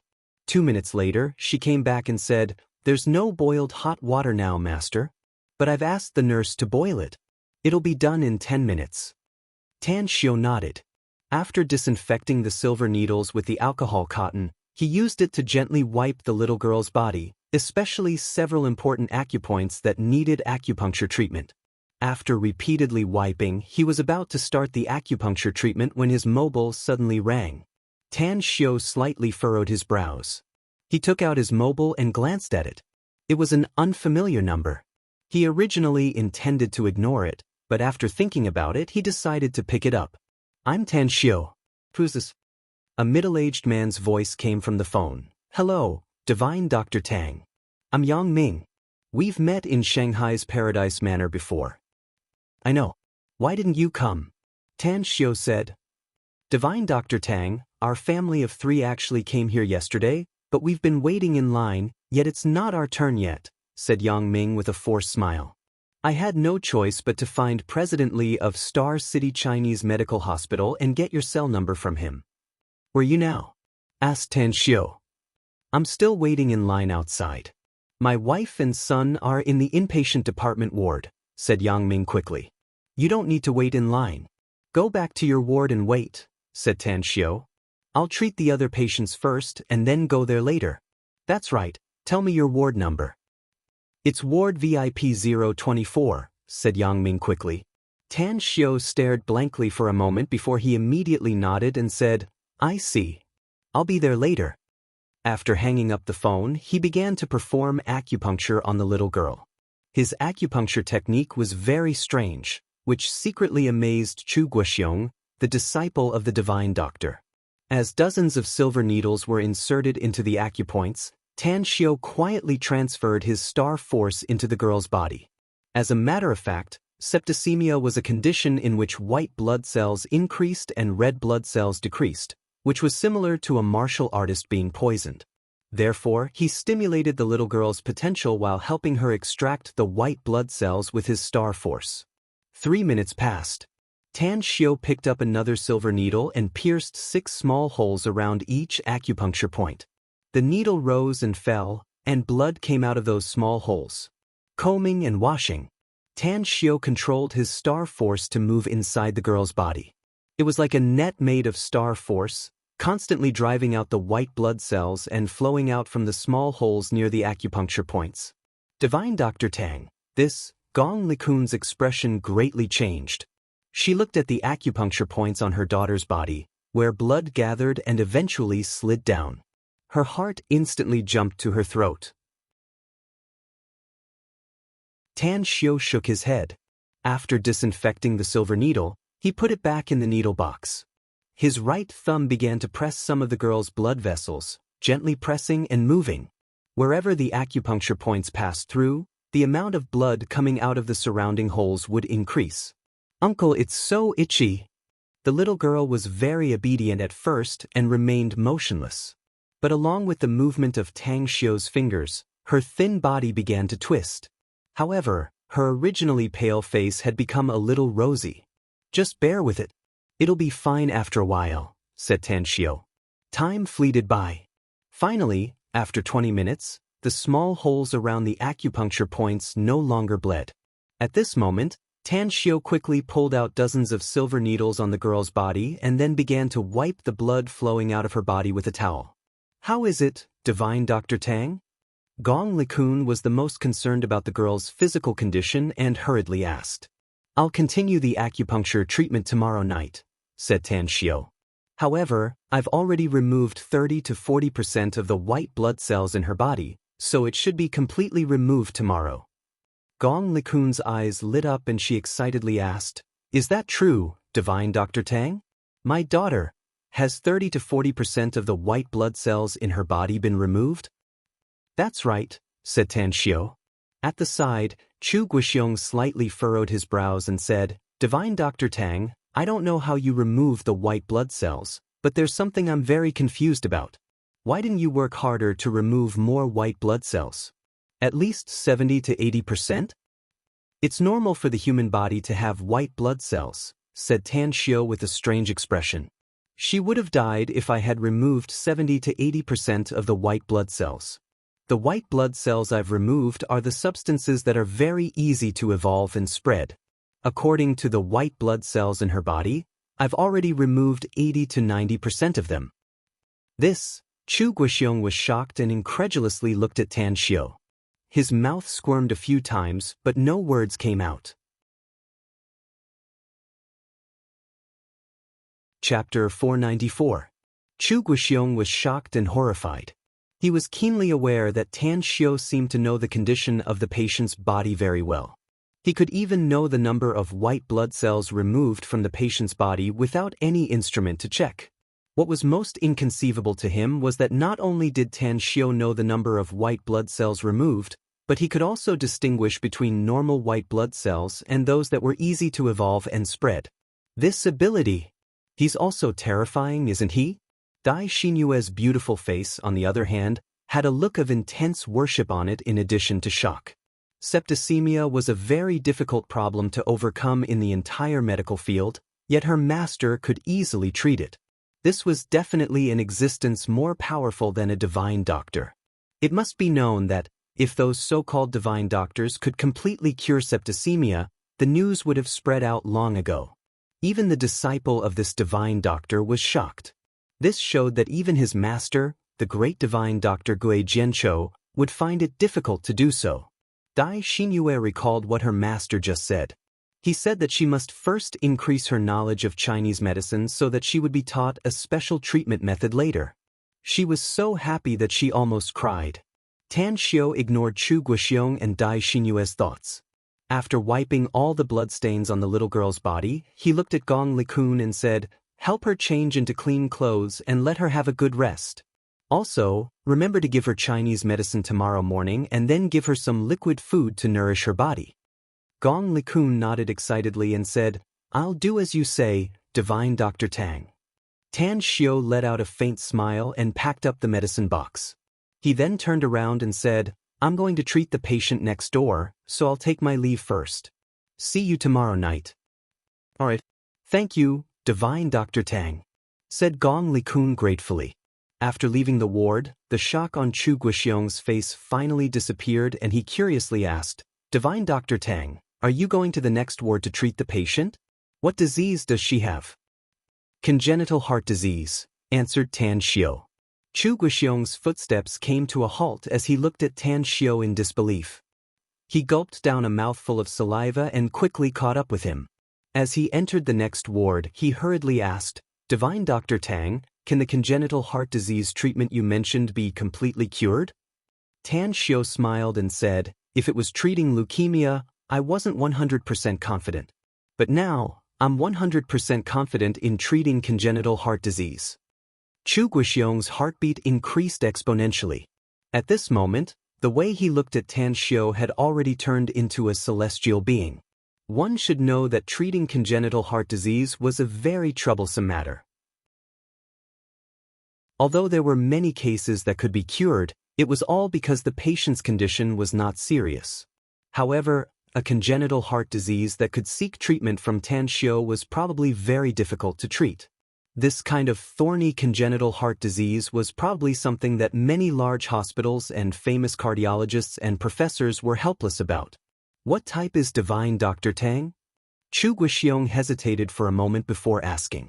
"Insufficient blood supply, perforation of the internal organs, and the most important thing is that the heart is small and difficult to develop," said Tan Xiu. "It's not life-threatening for the time being, but if it's delayed, even if Hua Tuo and Bien Ke are reborn in the future, they won't be able to reverse the situation." Hiss! Chu Guoxiong sucked in a cold breath after hearing it. He had encountered this kind of situation before, and it was more than once or twice. If it was a simple case of insufficient blood supply and perforation of the internal organs, it could be treated. Some patients with congenital heart disease could gradually recover after the later treatment, but the heart was small and difficult to develop. This was closely related to the patient's constitution, so it was very difficult to treat it. Inside the ward, Li Yunyang and Gu Hui had been waiting eagerly. Upon seeing Tan Xiu's arrival, Li Yunyang immediately looked grateful and greeted him with an excited face. "Divine Dr. Tang, I finally see you again. Thank you for coming to treat my son so late." "Thank you. I've been giving medical services in Star City Chinese Medical Hospital recently. Treating patients and saving people is my job, so you don't need to be so polite," said Tan Xiu. "Have you done the things I asked you to do before?" "I've done it. I've met the families of the deceased and compensated them with a large sum of money," said Li Yunyang without hesitation. "Also, I've donated a lot of money. I'm ready to wait for my son to gradually recover after your treatment. Then, I'll make a detailed investigation to see what kind of charity work I want to do." "But what?" Tan Xiu raised his brows and asked. "I don't think I need to investigate anymore," said Li Yunyang. "Today, I've decided to donate most of my family property to the Star City Chinese Medical Hospital's foundation. Also, I'll take out a large sum of money to donate to the impoverished areas to help build schools for the children there and provide them with a good learning environment." "That's right." Tang Xiu nodded and said, "I believe that your good deeds will be rewarded." After saying that, he put the medicine box next to the bed, took out a silver needle from it and said, "Untie his clothes. I need to perform acupuncture on him. Also, nobody is allowed to disturb me while I'm performing acupuncture treatment." All All right, all right. Li Yunyang quickly complied and worked together with his wife, Gu Hui. After taking off Wei Dongdong's clothes, they made him lie on the bed according to Tan Xiu's instructions. Puff! The silver needle entered his body.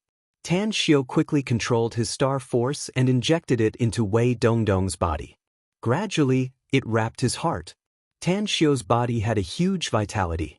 The reason why he was 100% sure that he could cure Wei Dongdong was that the vitality had a magical curative effect on Wei Dongdong's heart.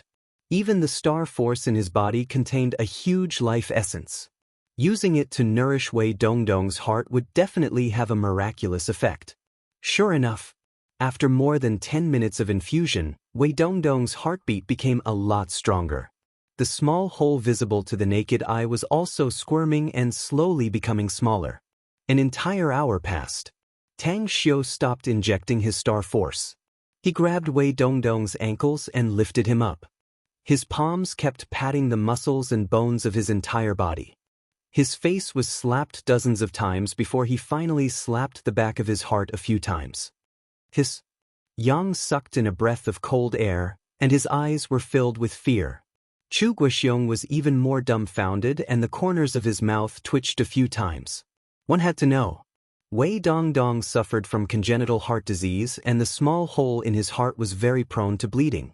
Once there was a problem with his heart, it would be fatal. Yet Tang Xiu actually slapped his back. How could this be treating a patient and saving someone?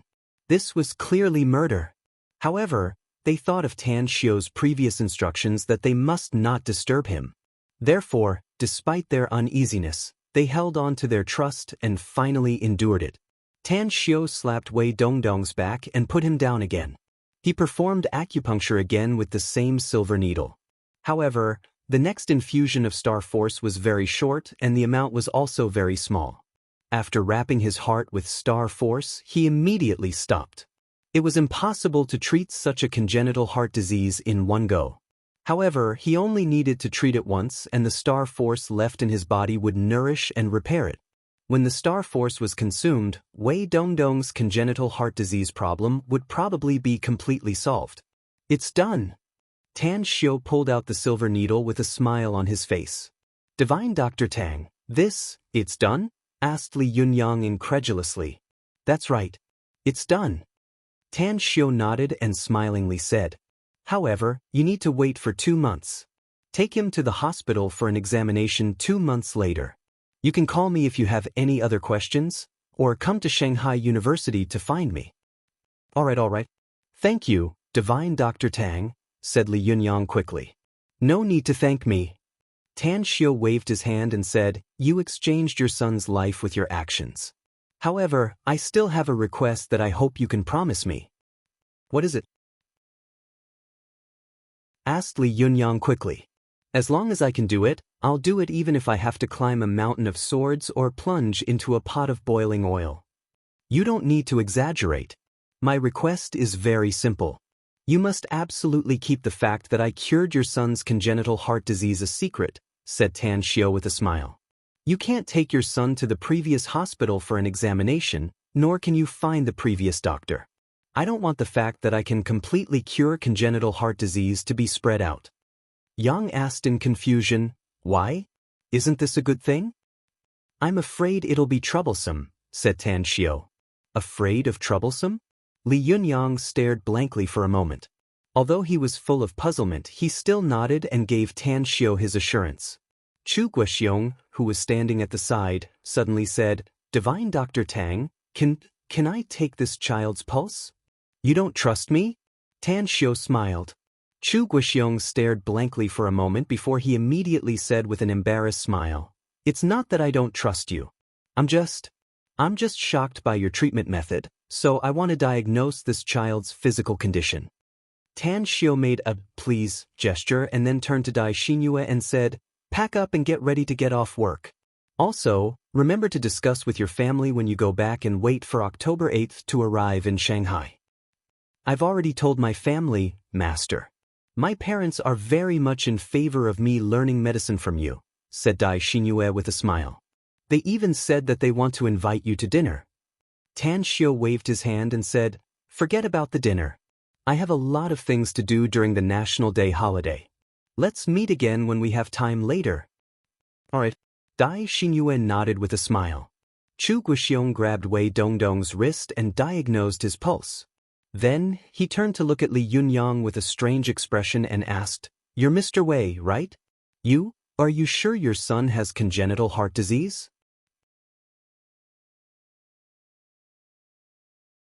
Chapter 495. Although he didn't understand why Chu Guoxiong asked this question, he still answered honestly, "Yes. I've been diagnosed since my son was born.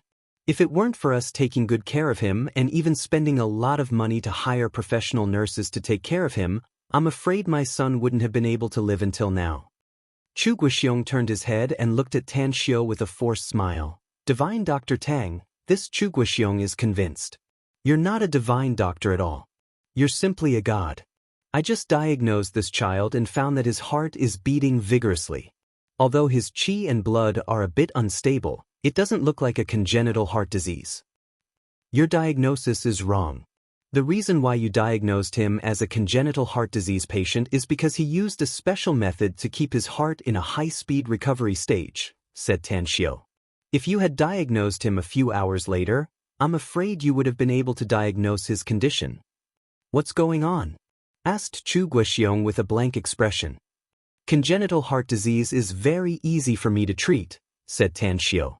"But if I want to cure it completely, I need to let the heart heal and grow. And this process will take about 2 months. That's why I told him to take the child to the hospital for an examination after 2 months." Chu Guoxiong suddenly understood and gave a thumbs up to Tan Xiu, but he didn't know what kind of praises he should say. It was because he felt that any praise given to Tan Xiu would be weak and powerless. Upon hearing Tan Xiu's words, Chu Guoxiong's half-relieved heart immediately calmed down a lot. With an inquiring expression, he asked, "Divine Dr. Tang, do we still want to stay here?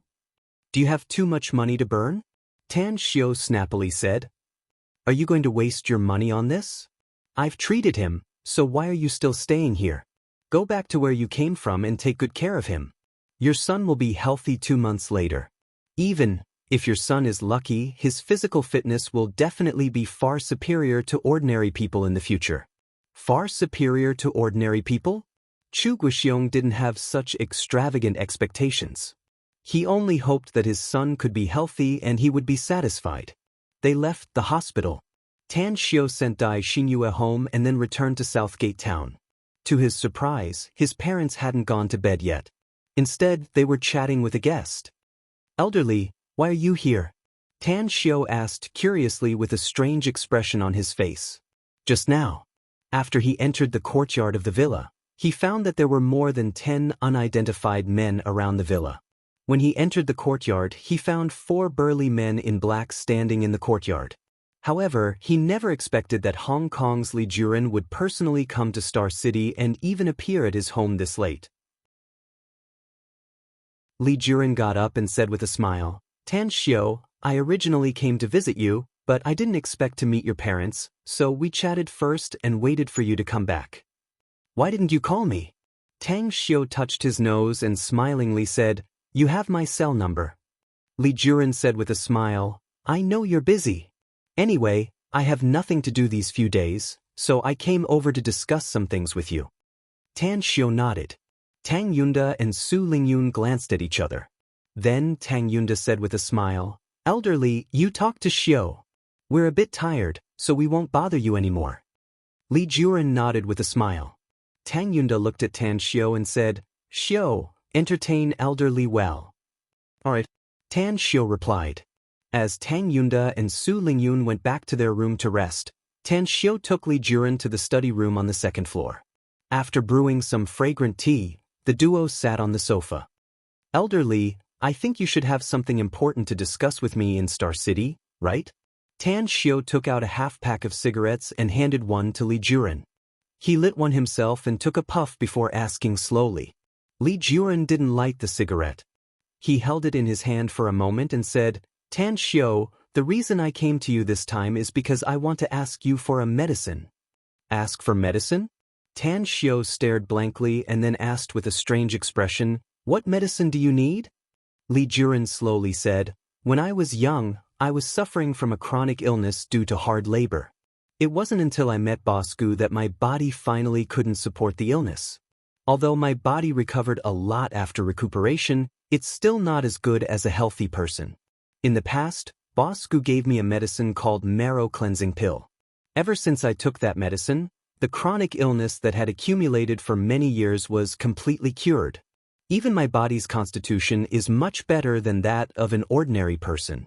However, I'm old now, so I was thinking that if I could get another marrow cleansing pill. Upon hearing Li Juren's words, Tan Xiao immediately understood his thoughts. He nodded and said, I can indeed refine the marrow cleansing pill, but I need to consume a lot of medicinal herbs. There's no lack of precious herbs. Upon hearing it, Li Juren immediately guaranteed, Tan Xiao, as long as the medicinal herbs can be bought with money, I can get them no matter how precious they are. Tan Xiao couldn't help laughing and said, I forgot about your identity. I'm afraid you're so poor that you only have money now. All right, I'll give you a list of medicinal herbs. Send someone to buy the medicinal herbs you need according to the list. Once you've bought all of them, send them to me directly. Upon hearing it, Li Juren was happy and excitedly said, No problem. Tan Xiao, I owe you a favor. In the future, you don't need to say, owe me a favor. Tan Xiao waved his hand and said, I won't give you the marrow cleansing pill for free. I'll ask you to find more medicinal herbs, so it's mutually beneficial for us. Li Juren stared blankly for a moment before he immediately nodded and smilingly said, It doesn't matter if it's more. Even if it's 10 times or 100 times more, I'll find a way to get it. After all, the marrow cleansing pill can prolong my life, so I'm using money to buy my life.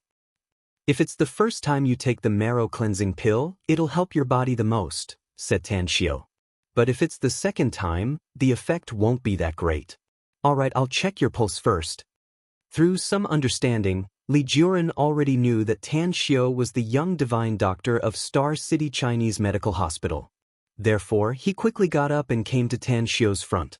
He sat next to him and stretched out his wrist. After checking his pulse, Tan Xiao said, According to your current physical condition, you can live for at most 10 years. If you take the marrow cleansing pill again, it should help you live for another 3 to 7 years. However, your body will be much stronger than your peers during the time you're alive. You can judge how long I can live from my pulse? Asked Li Juren with a blank expression.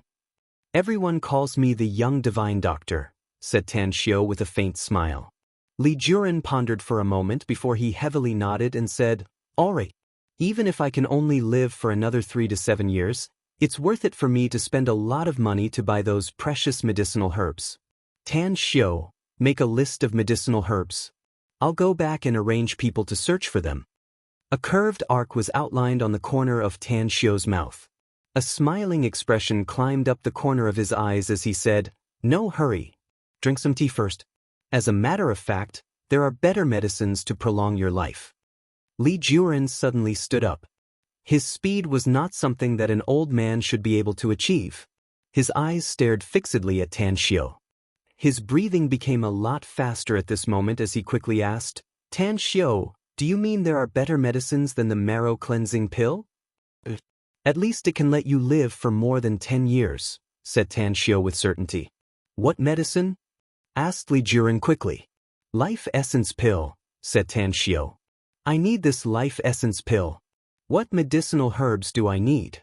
As long as I can do it, I'll do my best to find it even if I have to pay a huge price. Tan Xiao stretched out a finger and lightly said, 10 billion, plus 3 precious medicinal herbs. If you agree, I can give you the life essence pill in 3 days at most after you give me the money and medicinal herbs. Money is a small issue, said Li Juren without hesitation. Which 3 medicinal herbs do you need? Millennium Snow Lotus, 500-year-old Polygonum multiflorum, and 500-year-old Flying Guillotine, said Tan Xiao. I know about the Millennium Snow Lotus and Polygonum multiflorum, but what is this Flying Guillotine? How come I've never heard of it? The flying guillotine grows in an extremely cold place. It's shaped like a hawthorn and has vine leaves as its companion, said Tan Xiu. The most important thing is that the place where it grows used to be filled with mountains of corpses, which were born from the blood-soaked soil. I'll draw the flying guillotine's appearance later. No matter how difficult it is for me, I'll find a way to get the 3 medicinal herbs you need. Li Juren heavily nodded. I'll give you 2 months, Tan Xiu said with a smile. If you can't get it within 2 months, then I can only settle for the second best and give you the marrow cleansing pill. All right. Li Juren rubbed his hands and a satisfied smile appeared on his face. With his current status, as well as the traces left on his body by the years, money simply had no meaning for him.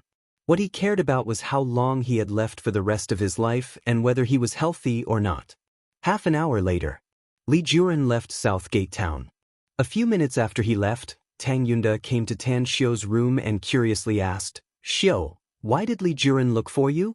"He's looking for medicine that can prolong his life," said Tan Xiu with a faint smile. "Is Li Juren sick?" asked Tang Yunda with a confused expression. "He's not sick. He just wants to live longer." Tan Xiu shook his head. "It seems that no matter how much power and wealth you have, you still can't avoid the fear of death." Tang Yunda forced a smile. "How was your talk? Do you have a way?" "I do have a way, but the conditions are very harsh," Tan Xiu said with a smile.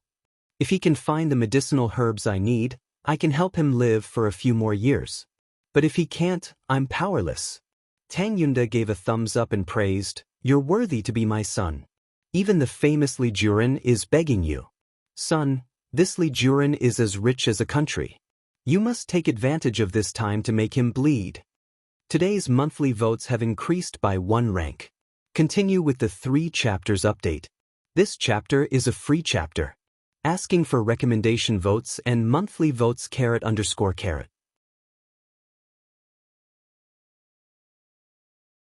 Chapter 496. Star City, Rising Dragon Martial School. A searchlight brightly illuminated the martial arts field. In the middle of 2 rows of weapon racks, in the spacious field, Jiang Feng wore a tranquil smile on his face as he looked at Chen Zhizhong, who was dressed in a training suit and looked solemn. With a clear and loud voice, he said, "Brother Chen, although we are exchanging pointers, fists and feet have no eyes. If I inadvertently hurt you during the match, I hope you can forgive me." Chen Zhizhong nodded seriously and said, "I also want to say the same to you, Brother Jiang. I hope you can go all out in the match, because I don't want to have an unfair victory." "Ha!" Jiang Feng laughed aloud as a contemptuous expression flashed in his eyes. At the side, the 2 disciples of Jiang Feng shook their heads and laughed. They looked at Chen Zhizhong with eyes full of contempt. It was because they had seen Chen Zhizhong fight. Although it was a few years ago, they thought that they were not much worse than him at that time. How many years had it been? Yet, he had the guts to come to the Rising Dragon Martial School and compete with his master, a martial arts grandmaster. He even boasted shamelessly and asked his master to go all out. Did he come here to be abused? Chen Zhizhong cupped his fists and said, "Brother Jiang, it's easy to capsize a boat if you lower your guard. Especially in a fight between experts, a slight mistake will lead to a crushing defeat. As a martial arts grandmaster, you should understand this truth. So, I hope you can put away all the contempt you have for me and show your true ability to compete with me." Jiang Feng slightly frowned as he carefully observed Chen Zhizhong. The smile on his face completely disappeared and was replaced with a bit of seriousness. He solemnly nodded and said, "Since Brother Chen has spoken to this point, then I'm not worthy to be your opponent if I don't go all out. Come on, let me see how many skills Brother Chen has learned from Tang Xiu and Grandmaster Tang in recent years." "Please," Chen Zhizhong spread out his hands and said. Although Jiang Feng was old, his body was still strong and healthy. Coupled with the fact that he had immersed himself in martial arts for most of his life, it could be said that his whole body was full of kung fu. His feet that seemed to be rooted to the ground moved in an instant as he rushed toward Chen Zhizhong with a strange pace. "Ba Ji!" He moved his feet and clenched his fist. In his early years, Jiang Feng had once been a disciple of a Bejiquan master. These years, he had practiced the Bejiquan to the point of perfection. Therefore, when he made a move, his fists were incomparably ferocious. Chen Zhizhong quietly watched Jiang Feng's movements.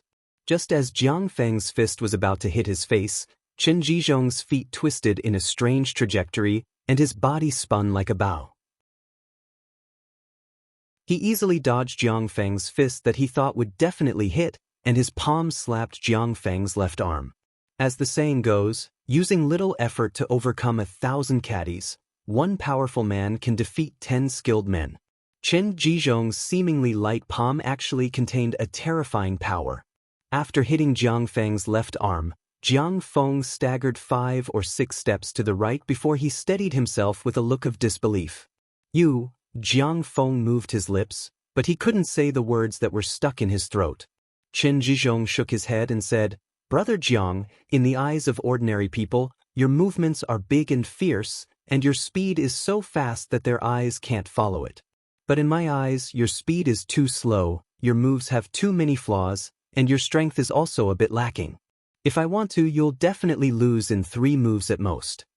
An angry and ashamed look flashed in Jiang Feng's eyes as he said in a deep voice, "Brother Chen, I might agree with this if it was your master who said it. But I don't believe it when it comes from your mouth. Show me if you have the ability. I want to see how you'll defeat me in 3 moves." Chen Zhizhong's brows furrowed and he instantly dashed toward Jiang Feng. His speed was extremely fast, and the distance of 5 or 6 meters was crossed in an instant. After Jiang Feng dodged his punches, Chen Zhizhong suddenly bent down. The moment his left hand pressed against the ground, he kicked out with both feet.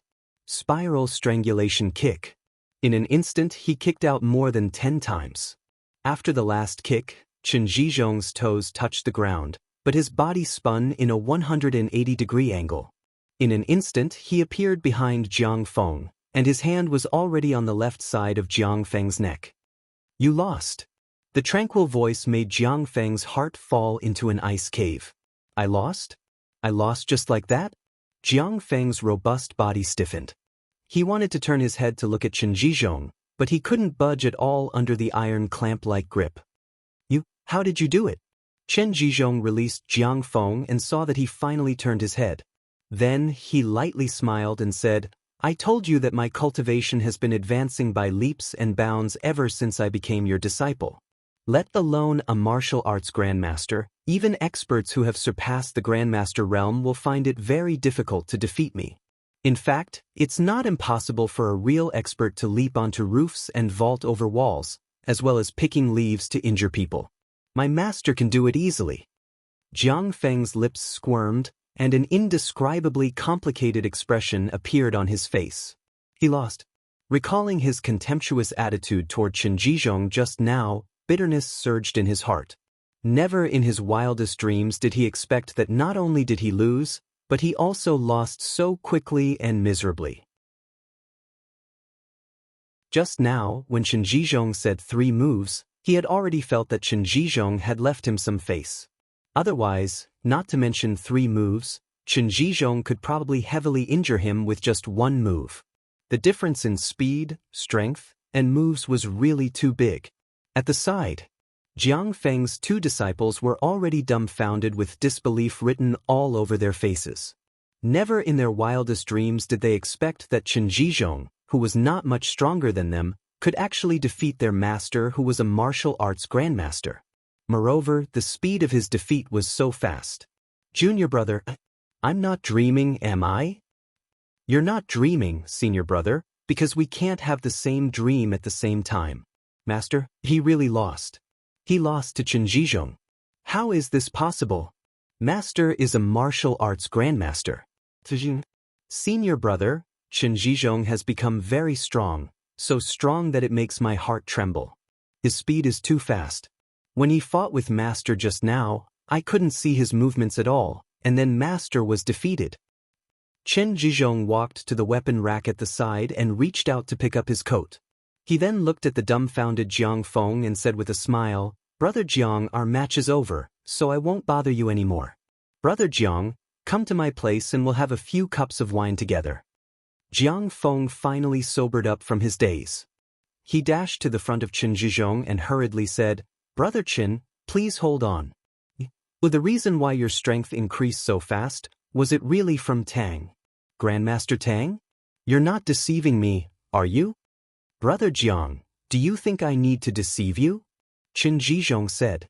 Jiang Feng was silent for a moment before he slowly said, I wonder if Brother Chen can help introduce me to Tan Xiu as my master. Chen Jizhong couldn't help laughing and said, Brother Jiang, to be honest, I do want to be your senior brother.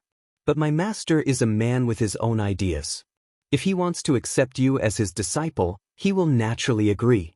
But if he doesn't want to, there's nothing I can do. Jiang Feng was silent for a moment before he said, I'll visit Grandmaster Tang tomorrow. Chen Jizhong waved his hand and said, I advise you not to go tomorrow. My master has been giving medical services in Star City Chinese Medical Hospital for the past few days, so he has no time to see you. However, you can try going to South Gate Town the day after tomorrow. But I can't guarantee that he will accept you as his disciple. Jiang Feng heavily nodded and said, I'll know after I try. The next day, as usual, Tan Xiu arrived at Star City Chinese Medical Hospital at around 6 p.m. To his surprise, Chu Guixiong and the old Chinese doctor surnamed who had also arrived. After exchanging some greetings, the trio immediately began to treat the patients. It wasn't until noon that the three of them took a break during lunch.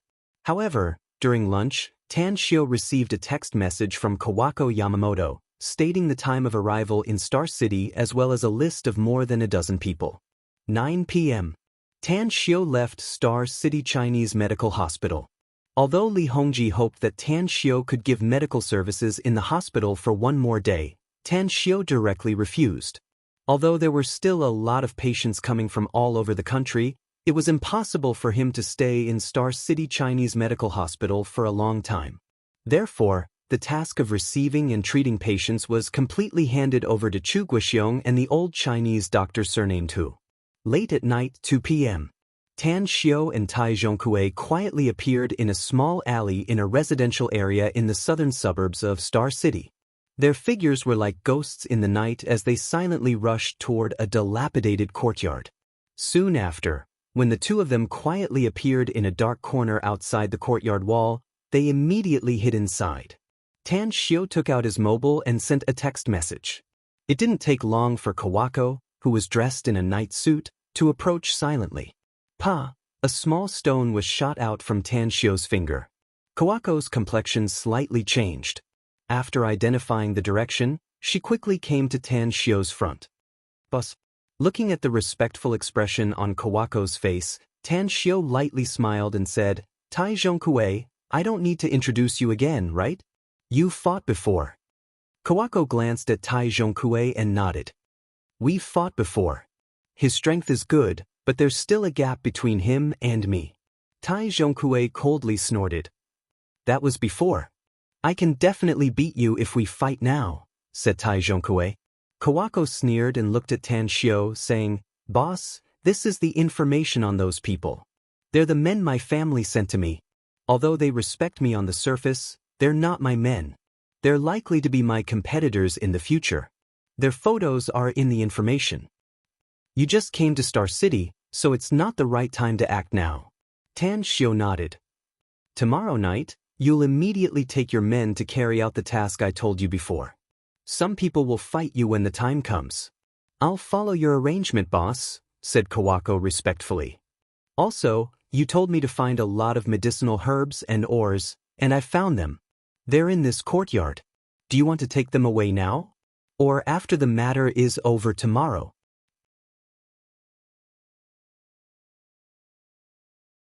Chapter 497. Go to the magnificent Tang Corp's HQ tomorrow. Remember to call Kong Xia by name. She's also one of us, so she'll sign a contract with you to sell you 20,000 bottles of God's nectar every year. Tan Xiu smilingly said. I'll keep it in mind, boss, said Kawako respectfully. About the medicinal pills, boss. You can rest assured about the medicinal pills. Someone will give you the cultivation resources shortly after you return to Japan. Tan Xiu smilingly said, However, I have a few pills here. Take them back and consume them on your own. I believe that with the help of these pills, your cultivation will advance by leaps and bounds in a short period of time. Having said that, Tan Shio then took out a jade bottle from his interspatial ring and handed it over to Kawako. Kawako's eyes lit up and she gratefully said, "Thank you, boss." "No need to thank me." Tan Shio waved his hand and said, "You must perform well in tomorrow's show without revealing any flaws. I'll also make 2 of them stay in the list of names you gave me. Else, it'll be inconvenient for you to explain some things after you return to Japan." "This subordinate understands, boss," said Kawako respectfully. As Kawako left, Tan Shio glanced at Tai Zhonkue and exhorted, "I'll be watching your show tomorrow night. I hope you won't take it lightly and make unnecessary mistakes. Kawako is one of us, so I hope you can trust her completely in the future." "But she's a Japanese boss," said Tai Zhonkue hesitantly. "She's also the eldest daughter of the Yamamoto family. I understand your concerns, but her credibility is higher than those outer members of the Everlasting Feast Hall," said Tan Shio calmly. "Furthermore, her identity is very important and she'll be an important figure for me to launch some plans in the future. If she's trained well, I'll be able to do whatever I want in Japan in the future." Tai Zhonkue was silent for a moment before he solemnly nodded and said, "Since you said so, I'll naturally treat her as one of us in the future. You can rest assured that we won't make any mistakes in tomorrow's show." Tan Shio patted his shoulder and said with a smile, "Remember this place. Let's go back first. This time, she has brought a lot of precious herbs and ores. I need you to transport these things to my residence in the South Gate town." Tai Zhonkue said respectfully. October 5th. After Tan Shio got up and washed up, he went to the living room on the first floor. What surprised him was that other than his mother sitting on the sofa in the living room, Long Zhengyu was also in high spirits with a smile on his face. "Yo, young Master Long, when did you come back?" Tan Shio smiled and walked over. Long Zhengyu got up and stepped forward to hug Tan Shio. Then he smilingly said, "I just returned to Star City last night." The reconstruction project in Nine Dragons Island is progressing smoothly and is expected to be completed by June next year. The reason I came back this time is because there's a problem with the construction in Walled Hill Village, so I came back to solve it. Tan Shio stared blankly and asked with a confused expression, "How could there be a problem in Walled Hill Village? What is it?" "It's not a big deal," said Long Zhengyu with a smile. "It's just that there's a subsidence and a landslide during the construction. Last night, I rushed there to investigate and found that there was a tomb under the collapsed area. I thought it was an ancient tomb, but later I figured out that it's not. The tomb has existed for less than 100 years, and apart from dozens of coffins, there's nothing precious inside." "Is it a big loss?" Tan Shio nodded. "It's not a big loss, but the project has been delayed." Long Zhengyu shook his head. "But it doesn't matter. We just need to speed up the work, and it shouldn't be a problem to meet the estimated deadline. Walled Hill Village is a good place, and it must be developed well," said Tan Shio. "Especially the quality issue, we must not make any mistakes, else it will bring a lot of negative impacts to the Long Group and even the new city we invested in." The smile on Long Zhengyu's face slowly disappeared as he nodded and said, "Don't worry. I'm well aware of it. Besides, my dad has been paying attention to this matter recently. I even heard that he personally took the quality inspection supervisor to check it several times. There won't be any problem." Tan Shio nodded and asked, "Then why did you come here so early in the morning? Is there something else?" Long Zhengyu said with a smile, "Last night, I learned that you don't need to go to Star City Chinese Medical Hospital to provide medical services today, so I wanted to invite you to the new city to have a look. The foundation of dozens of buildings there has been completed. You're one of the most important investors, don't you want to go there and have a look?" "What's there to see?" Tan Shio snappily said. "Kong Xia often goes there, so it's fine with her supervision. I have a lot of things to do, so I'll stay at home for a day. I have to rush to the imperial capital tomorrow. I haven't had a good chat with my mom since I came back this time." "Shio," Su Lingyun said with a smile on the corner of her mouth, "since Zhengyu has come to see you, you should go with him. You have to come back every day anyway, so just come back early. Yesterday, your dad said that the 3 of us will go to the imperial capital together during your vacation. Since you're going there tomorrow, let's go together to see your grandpa." All right, then let's go together tomorrow, Tan Xiao said with a smile. After breakfast, Tan Xiao and Long Zhenyu left South Gate Town. They didn't rush to the new city's construction site, but went to the Long family to see Long Hanwen. After chatting with him for a while, they went to the new city's construction site. How is it? The scale is not small, right? Long Zhenyu jumped on the roof of the Land Rover and said with a smile while pointing to the surrounded construction site. Tan Xiao stood beside him and lightly said, "It's just a city. I've seen a construction site hundreds of times bigger than this." Long Zhenyu rolled his eyes and snorted, "Oomph, keep bragging. If it's hundreds of times bigger than this new city's construction site, then we can build a new imperial capital." "That's right, I want to ask you something."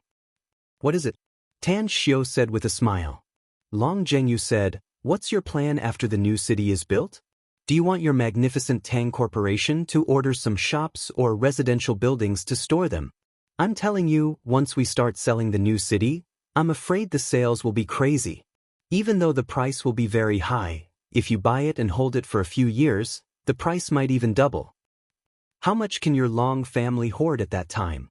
Tan Xiao said with a smile. Long Zhenyu said confidently, "At the very least, we can hoard hundreds of shops and hundreds of luxury residential houses." "Are you sure your Long family can afford that much money?" Tan Xiao asked with a strange expression. "Don't we still have the bank?" Long Zhenyu said with a smile. "Once the Nine Dragons Island project and the Walled Hill Village project are finished, our Long family will be able to withdraw a lot of funds and return it to the bank." Tan Xiao couldn't help laughing and said, "So this is your Long family's idea, huh? My magnificent Tang Corporation can naturally see the appreciation of the new city's real estate, but I'm not sure how many houses we can hoard. Let's wait for the official opening and see how much money the magnificent Tang Corporation can afford." "The magnificent Tang Corporation's recent development is simply making me jealous," Long Zhenyu said with a smile. "I'm really helpless. Why didn't I get involved in it?" Long Zhenyu said with a smile, "You didn't get involved in it, but your brother has shares in the unlisted health products. Your Long family can also be considered to have meddled in my magnificent Tang Corporation, right?" Long Zhenyu grinned and said, "Hee, that good-for-nothing brother of mine is really lucky after getting to know you." Long Zhenyu grinned and said, "Judging from your magnificent Tang Corporation's God's Nectar, Scar Removal Cream, and Skin Care Lotion, I'm sure the health products business will be booming." "That's right, I heard that your magnificent Tang Corporation has encountered some trouble recently. Do you want me to help you with something?" "It's just a small problem," Tan Xiao said with a smile. "It should be solved smoothly in a few days." Long Zhenyu nodded and said, "I know your ability, so I believe you can solve it. But don't hesitate to ask if you need anything." "All right." At the magnificent Tang Corporation, Kawako Yamamoto walked out of the magnificent Tang Corporation's front door along with several of her men. After a discussion with the company's general manager, Kong Xia, Kawako smoothly signed a contract with Kong Xia, whereby she would be able to order 20,000 bottles of God's Nectar from the magnificent Tang Corporation every year. Above the building at the window of the general manager's office, Kong Xia wore a smile on her face as she looked at Tai Zhongkue, who came out from the next room and asked, "Did you find anything? One of the people on the list given by boss turned on his mobile phone when you were talking with Kawako," said Tai Zhongkue. "The content of your conversation should have been clearly heard by the boss behind the scenes." "I originally thought that they would report to the boss behind the scenes after they left," said Kong Xia with a smile. "But I didn't expect them to be so direct and bold. It seems that it will be a bit difficult for Kawako to smoothly become the patriarch of the Yamamoto family. The Yamamoto family has a large number of members and is a huge force with intense infighting among them," said Tai Zhongkue. "It's indeed not an easy task for Kawako to become the patriarch of the Yamamoto family. Furthermore, Japan is a male-dominated country and women have a very low status there, which makes it more difficult for Kawako to become the patriarch of the family. Though I don't believe in Kawako's ability, I believe in boss's ability," said Kong Xia with a smile. "Since he wants Kawako to become the future patriarch of the Yamamoto family and the sect master of the North Star One Blade School, he can definitely do it." Tai Zhongkue nodded and said, Chief Kong, if there's nothing else, then I'll go prepare first. We still have a big show to perform tonight after we're done with this show. Kong Xia said with a smile, Come on. I hope you can satisfy boss. I will. The night was hazy. Inside a dilapidated courtyard in a residential area in the southern suburbs of Star City, dozens of elite experts from Japan were hiding in every corner. Inside the house, Kawako Yamamoto was wearing a night suit, wiping the scimitar in her hand with a solemn expression. On the chair opposite her, Ono Takayama was smoking a cigarette with his eyes gleaming. Miss, it's almost time. We should act now.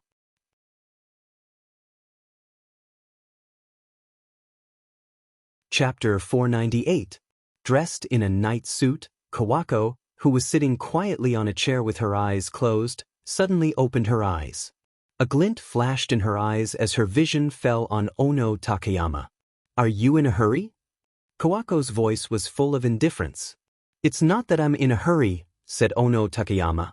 It's just that we need to implement the action plan as soon as possible. Based on my many years of experience, the best time to act is 1 or 2 o'clock in the middle of the night. The best time? Kawako secretly sneered inwardly. According to her and Tanshio's plan, they would rush to the vicinity of the magnificent Tang Corporation at 2 o'clock in the night and attempt to steal the company's HQ building's core information. It was all a play, and the purpose was to eliminate the dissidents and return to Japan after the failure. However, Ono Takayama was not one of her men. He was one of the people on the death list tonight. However, since Ono Takayama was eager to die, she didn't feel like reprimanding him. She slowly got up and lightly said, Go outside and arrange the vehicles. Let's go there now. Outside the courtyard, 2 SUVs and a minibus were parked there. As everyone boarded the vehicle, it started and rushed toward the magnificent Tang Corporation's HQ.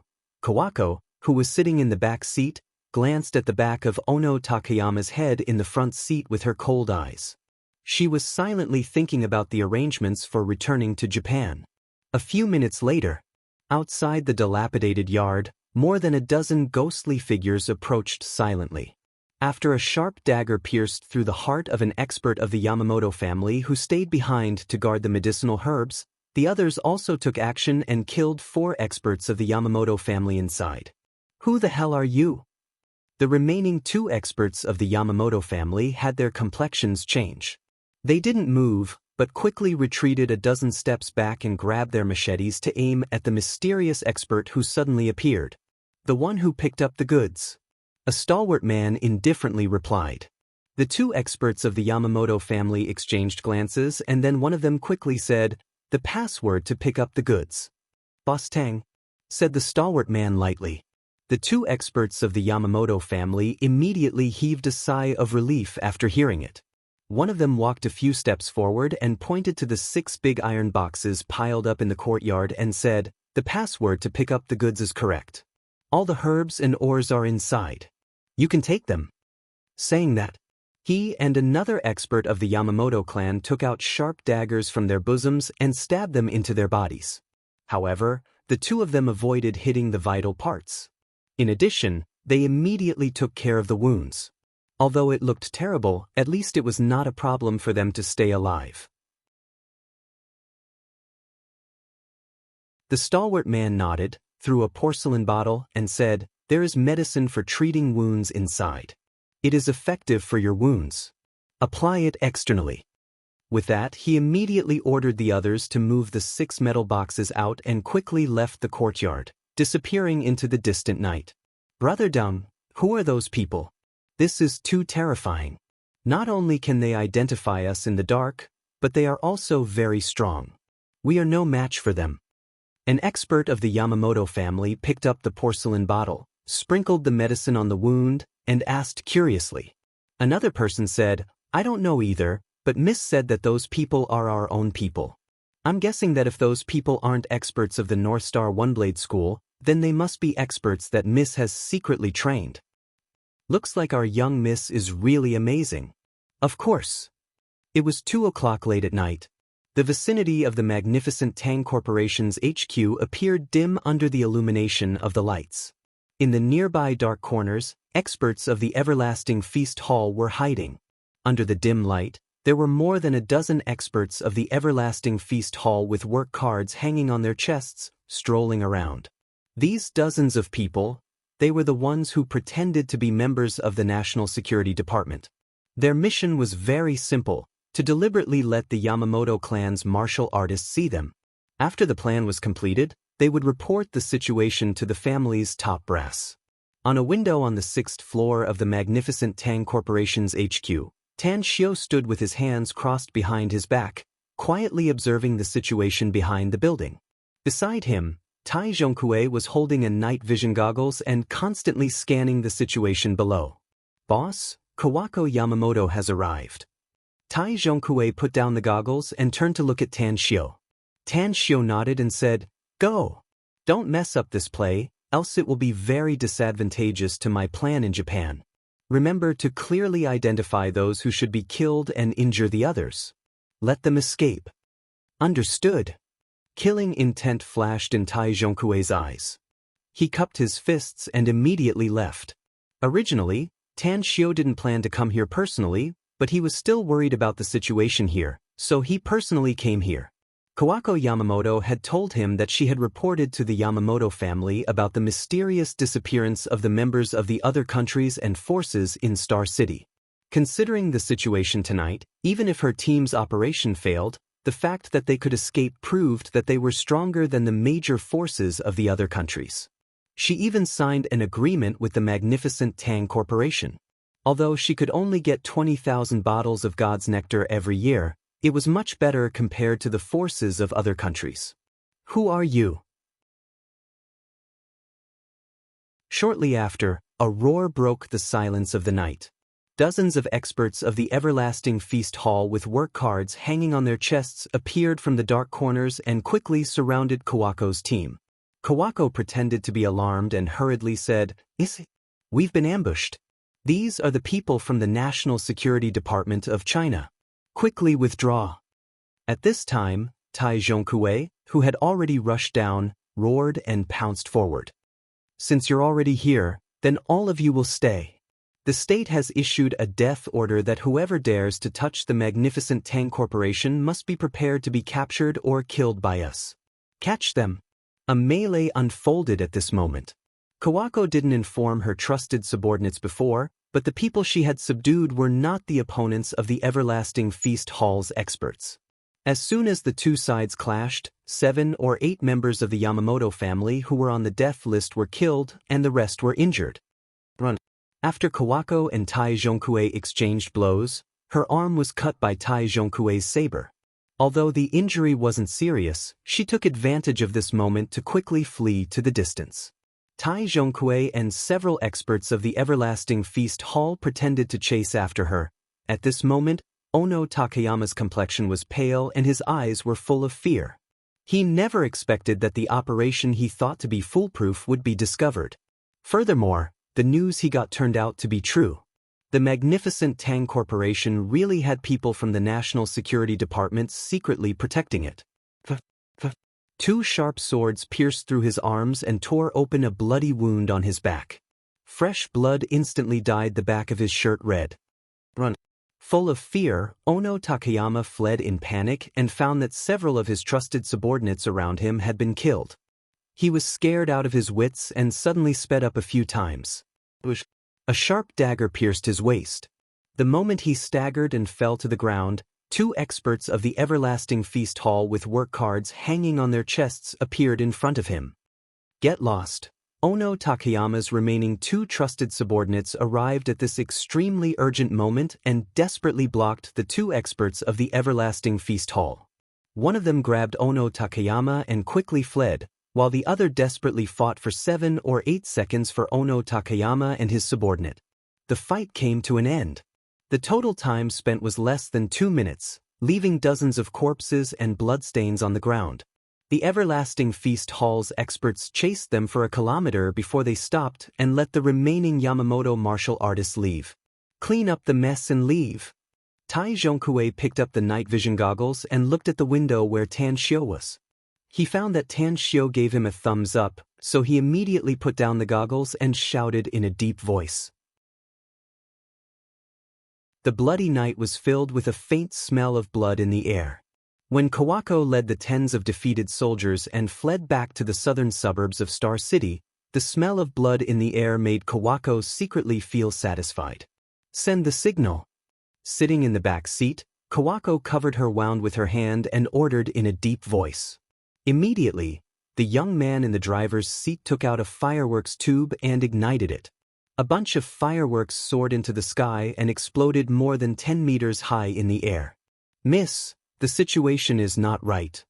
When the two SUVs and the minibus stopped at the courtyard's entrance, the young man who had just sent the signal had a slight change in expression and hurriedly reported. Kawako opened the door and got off. She saw Ono Takayama coming out of the second SUV with the help of his confidant.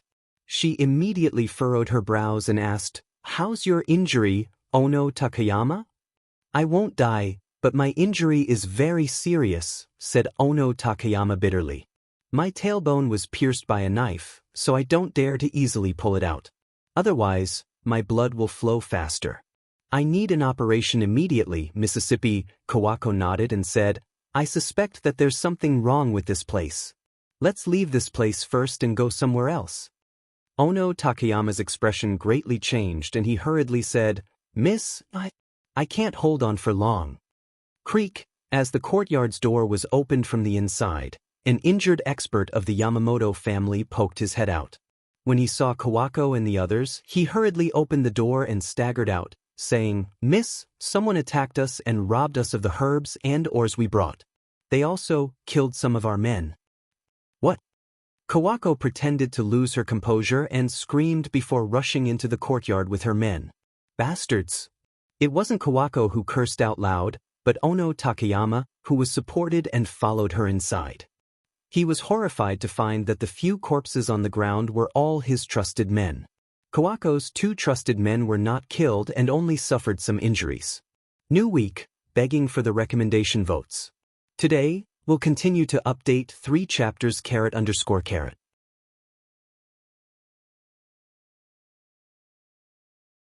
Chapter 499. The brilliant performance had the credit of the planner, as well as the military medals of the executors. The bloody smell that shrouded the HQ of the magnificent Tang Corporation gradually faded away amidst the drizzle. The follow-up program had nothing to do with Tanshio. As for how to perform it later, Tanshio believed that Kawako Yamamoto could do it well. On this night, he didn't return to Southgate Town but stayed in Kang Xia's office. Sparks flickered as smoke lingered in the air and filled every corner of the office. Thinking was the innate talent of a wise man. Tanshio was a man who was good at thinking. Although his EQ was average, his IQ was surprisingly high. Ever since he stepped into the University of Magic, he found that he rarely had the time to calm down and think. He needed to stop himself for a moment and go through the scenes of the past. As he thought about it, he realized something that made him feel helpless. The torrent of life was pushing him forward. Even though he could control many things, they were not what he wanted to happen in his life. Many of them happened suddenly. Family, cultivation, and development. The 3 paths of life that he had temporarily set for himself were already quietly shifting.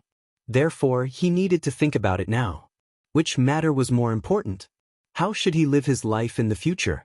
Early in the morning, the drizzle turned into a torrential downpour.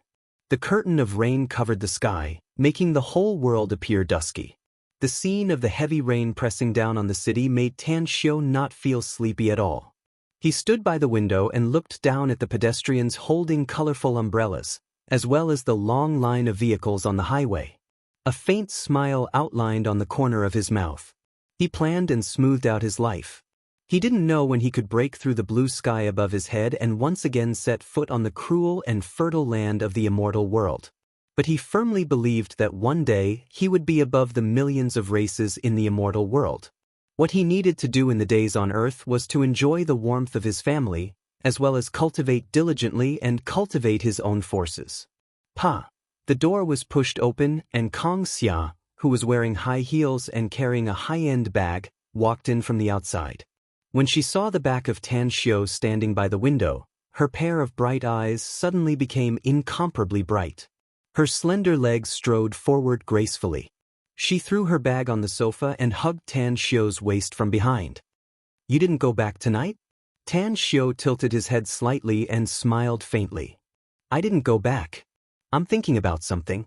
Kong Xia released Tan Xiu and went to Tan Xiu's side, asking curiously, "What are you thinking about?" Tan Xiu smiled faintly and said, "Thinking about the meaning of living." "What's there to think about?" Kong Xia couldn't help laughing and said, "Since we're still alive, we must live splendidly. We must feel that we haven't wasted our lives after we reach the end." "Kong Xia, let's move the magnificent Tang Corporation's HQ," Tan Xiu said with a smile. Kong Xia stared blankly and curiously asked, "Where are we moving to?" "We're moving to Shanghai," said Tan Xiu. "Boss, although our company's income is good and we also have a lot of spare money, I'm afraid it will affect our development progress if we move to Shanghai." Kong Xia hesitated. "What I'm talking about is not moving out immediately." Tang Xiu said, "I'll draw the design of our company's HQ in Shanghai before the new year. I'll also buy a plot of land and do the preparation work. 2 years. The HQ must be built in Shanghai in 2 years, and then we'll move the company there." "How are we going to solve the production of our products?" asked Kong Xia. "We'll build an industrial park that belongs to our magnificent Tang Corporation," said Tan Xiu. "When the time comes, I need you to build that place into a hen that lays golden eggs, so that huge profits will flow into our company's account every day." "Money?" Kong Xia asked. "It's going to take a lot of money for such a big project. How much are you going to invest?" "At least 20 billion, said Tan Xiu. Even though Kong Xia felt that Tan Xiu would invest a lot of money, she was still shocked by the number. It must be noted that the total assets of the magnificent Tang Corporation were no more than 20 billion yuan. Yet, Tan Xiu actually wanted to invest 20 billion yuan in the construction within 2 years, which would seriously affect the company's financial problems. "Don't worry," Tan Xiu said with a smile. "The magnificent Tang Corporation's development will remain in its current state, and I won't use any money here. Give me more time, let alone 20 billion, even if it's 200 billion I can still get it." Kong Xia shuddered inwardly. Her eyes shone as she asked, "How are you going to do it, boss?" "I won't tell you for the time being," said Tan Xiu. "Your task is to hurry up and get our health products into the market. You must earn as much money as possible before June 1st next year. Zheng Yu and I talked about it. It's very likely that the Long family will propose to sell the properties in New City before June 1st next year." "I see." Kong Xia's eyes lit up as she nodded. Tan Xiu patted her shoulder and smilingly said, "I'll leave the company's affairs to you. If you feel tired, spend money to poach outstanding management talents and train them as much as possible. The magnificent Tang Corporation scale will continue to expand in the next few years, and we'll need a lot of talents when the time comes. We need to prepare for a rainy day."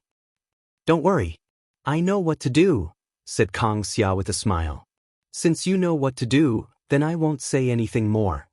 Tan Xiu nodded. "I'll accompany my parents to the imperial capital today, so I'll leave first. I'll directly return to Shanghai after I leave the imperial capital. Call me if you need anything." "You're leaving today?" Kong Xia's eyes were filled with reluctance as she subconsciously grabbed Tan Xiu's arm. At noon, Tan Xiu drove his parents on the road to the imperial capital. He didn't choose to take a plane due to the weather and directly drove there instead. To his satisfaction, 4 women in their 30s had been quietly following behind him. They were the people whom Kawako had carefully selected from the North Star One Blade School's inner circle. Their files had already appeared in the North Star One Blade School's database of the school's death list. Night fell. 2 cars came out of the highway toll station, but they were stopped at the exit because their license plate number was limited. "Xiu, you've been driving for 6 hours. Take a good rest. Let's go to the city after midnight." After getting off the car, Su Lingyun looked at Tan Xiu, who was smoking in front of the car, and said with a smile, "I'm in a hurry.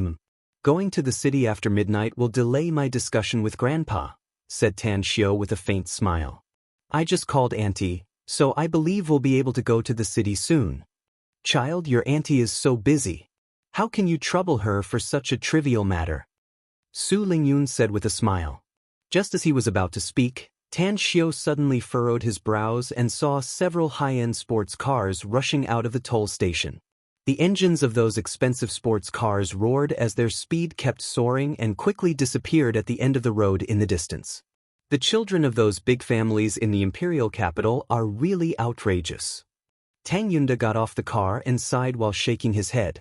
With a big tree at home, they won't be affected by the wind and rain. It's their family background that gives them courage. Tan Xiu said with a faint smile. It's just that their way of driving will harm people. I know, right? Tang Yunda said. The number of traffic accidents every year is increasing exponentially, and the number of people who die in car accidents every year is too many to count. If everyone is a bit slower and steady, we can reduce the number of family wrecks and deaths. While they were talking, a police car parked nearby and several traffic policemen came out of the car. Tan Xiu then heard them asking someone for his name. Over here. Tan Xiu beckoned. Immediately, a few policemen quickly walked over. The tall policeman who took the lead asked with a smile, "Are you Mr. Tang Xiu?" "That's me." Tan Xiu nodded. The policeman quickly said, "We just received a call from Minister Tang. Since you have an important matter, we're here to escort you to the destination." Tan Xiu nodded and said, "There's another car behind us. Let them go with us." "All right." After getting on the car, "Son, what do you mean by there's another car behind us?" Su Lingyun asked with a strange expression. "They're your bodyguards," Tan Xiu answered while driving. "Since when did I have bodyguards?" Su Lingyun stared blankly and asked in astonishment. "They've been following you for the past few months, but you didn't know about it." Tan Xiu said with a smile. "Their duty is to protect your safety and not disturb your life, Mom. I'm the one who arranged it. You can rest assured." "Who are they, Xiu?" Su Lingyun quickly asked. "I arranged them, so they're naturally my people," said Tan Xiu with a smile. "Don't ask. You won't know their origins even if I tell you. Let's go. Grandpa already knows that we're coming to the imperial capital. I'm sure he's waiting for us now." Su Lingyun hesitated for a moment before she finally nodded. Although Tan Xiu had told her that he would arrange some bodyguards for her, she had never seen them, so she thought that there were no bodyguards at all. Who would have thought that these bodyguards had been hiding in the dark to protect her for several months? What a good son. Tang Yunda, who sat next to Su Lingyun, sighed with a smile. At the Tang family's ancestral residence, Tang Min was nestled on the sofa, looking at the steaming hot dishes on the table with a forced smile on her face. The old man and her mother looked outside from time to time, making her even more speechless. "Mom, Dad, second brother, and the others will be here for a while. How about we eat first? I was too busy at noon today, so I only had a simple bite. I'm so hungry now that my chest is sticking to my back." Tang Guosheng replied without hesitation. On the other side of the sofa, Tang Guoshou smilingly said, "Little Min, since your second brother and second sister-in-law are coming, I think we should wait for them. They drove here and didn't eat anything on the way. If you're really hungry and can't stand it, go to the kitchen and find something to eat." "I'll wait for them, third uncle." Tang Min forced a smile.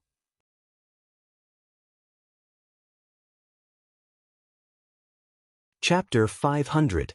The former Tang family was like a pool of stagnant water, and the ancestral mansion was even more lifeless. However, ever since Tang Guosheng's illness was cured, the Tang family's descendant, Tan Xiu, was found, and the vegetative Tang Yunda woke up. The Tang family was now full of joy and laughter, and the entire family was full of vitality. Especially, the competition between the Tang family and the Yao family in the south finally ended with the Tang family's overwhelming victory, making the Tang family feel proud and elated. However, the Tang family also knew that the earth-shaking changes in the family were all brought about by Tan Xiu. Therefore, Tan Xiu's status in the Tang family could almost be compared with the older generation. Outside the ancestral mansion, Tang Ning was dressed in casual clothes. She stood up straight and kept her eyes on the entrance of the alleyway. Two soldiers in military uniform with guns in their hands looked at her curiously. They were surprised that Tang Ning had returned. In fact, it looked like she was waiting for someone. Creak, two cars drove into the alley and stopped outside the gate of the Tang family's ancestral mansion. Second uncle, second auntie. Tang Ning personally opened the door and respectfully greeted them. Her eyes fell on Tan Xiu, who just got off the driver's seat. The cold expression on her face gradually melted and was replaced with a smile. "You rarely come back from the army, little Ning," said Tang Yundo with a smile. "I knew little brother would come, so I asked for a leave to come back," said Tang Ning. "You brothers rarely meet each other, so you should really get together." Tang Yundo laughed. "Our Tang family must unite as one." Tan Xiu let out a faint smile and called out, "Brother Tang Ning." With a smile, Tang Ning said, "Tan Xiu, you've done a good job in the south." "It's nothing," said Tan Xiu. Raising his thumbs up, Tang Ning smilingly said, "You're worthy of being my brother. I like your tone. Let's go. Grandpa and third grandpa are waiting for you." After entering the ancestral mansion and coming to the innermost bamboo house, Tang Min was the first to jump up from the sofa and smilingly said, "Second brother, second sister-in-law, you finally arrived. I would have starved to death if you came a bit later." Tang Yunda and Su Lingyun smiled and greeted everyone in the room. Under Tang Guisheng's invitation, the whole family sat down at the dining table. The dinner was very sumptuous, and Tang Guisheng personally brought out 2 bottles of God's nectar that Kang Xia had sent over. After dinner, Su Lingyun accompanied the old lady to clean up the dishes, while Tang Guisheng brought everyone to the study. As the lingering smoke rose, Tang Min's voice was the first to break the silence. "Dad, since Tan Xiu is already here, just say it." Tang Guisheng's eyes fell on Tan Xiu and said, "Xiu, let's not talk about business first. Can you tell me the identities of the 4 people outside?"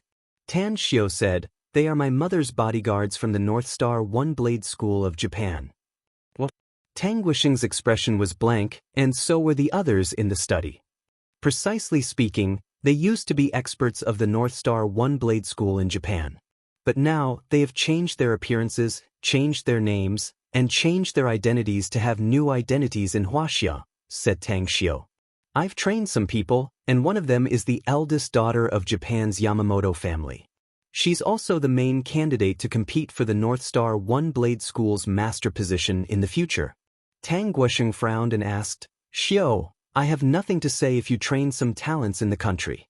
But these Japanese, are they trustworthy?" "Grandpa, my mother's life is more important than my own. I naturally won't let them protect her easily if I'm not sure," said Tan Xiu. Tang Guisheng gently nodded and said, "I want to know why you train these Japanese?" "Resources," Tan Xiu said seriously. "We need a lot of resources if we want to develop, and I also need resources if I want to do something. Although the island country is very small, the vast sea around it contains a huge amount of resources. If one day the people I train can have a very high status and huge power in Japan, it won't be a bad thing for me to use them, right?"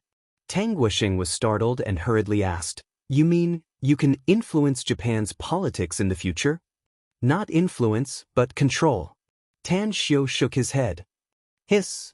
The 5 people in the room gasped at the same time. From Tang Xiu's words, they could hear the crazy ambition in his words. "If my history is correct, Japan once tried to control our country's territory and even killed a lot of people in our country," said Tan Xiu with a faint smile. "The method they used was armed force. They relied on force to suppress and rule by blood. What I'm doing is to erode them in the dark and secretly infiltrate them.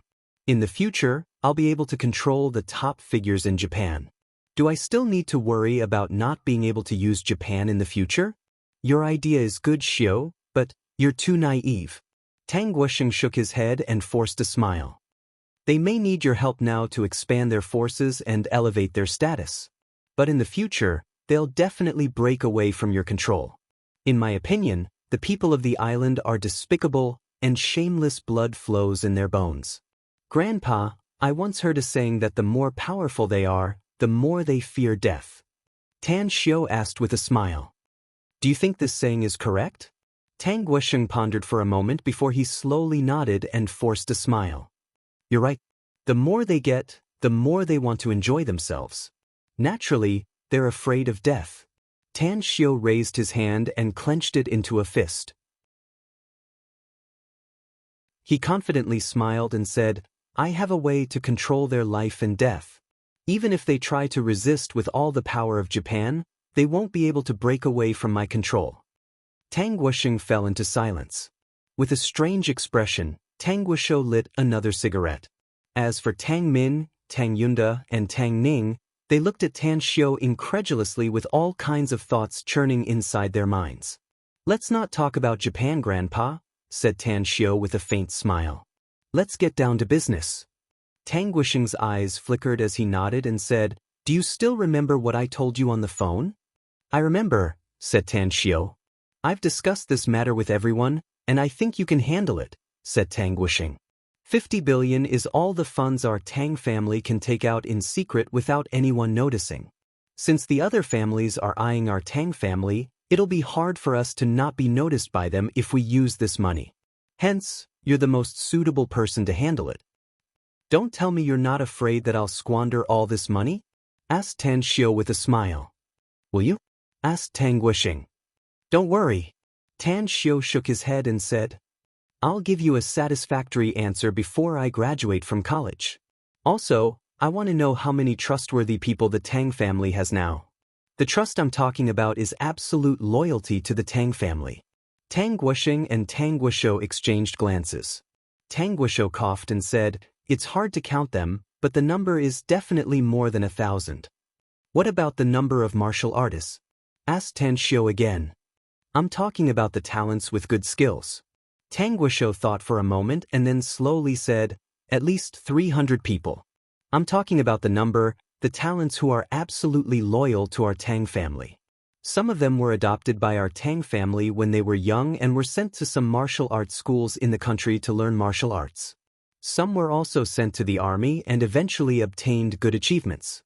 Of course, if our Tang family wants to do something, we can also send tens of thousands of people to do it without using the power of the military.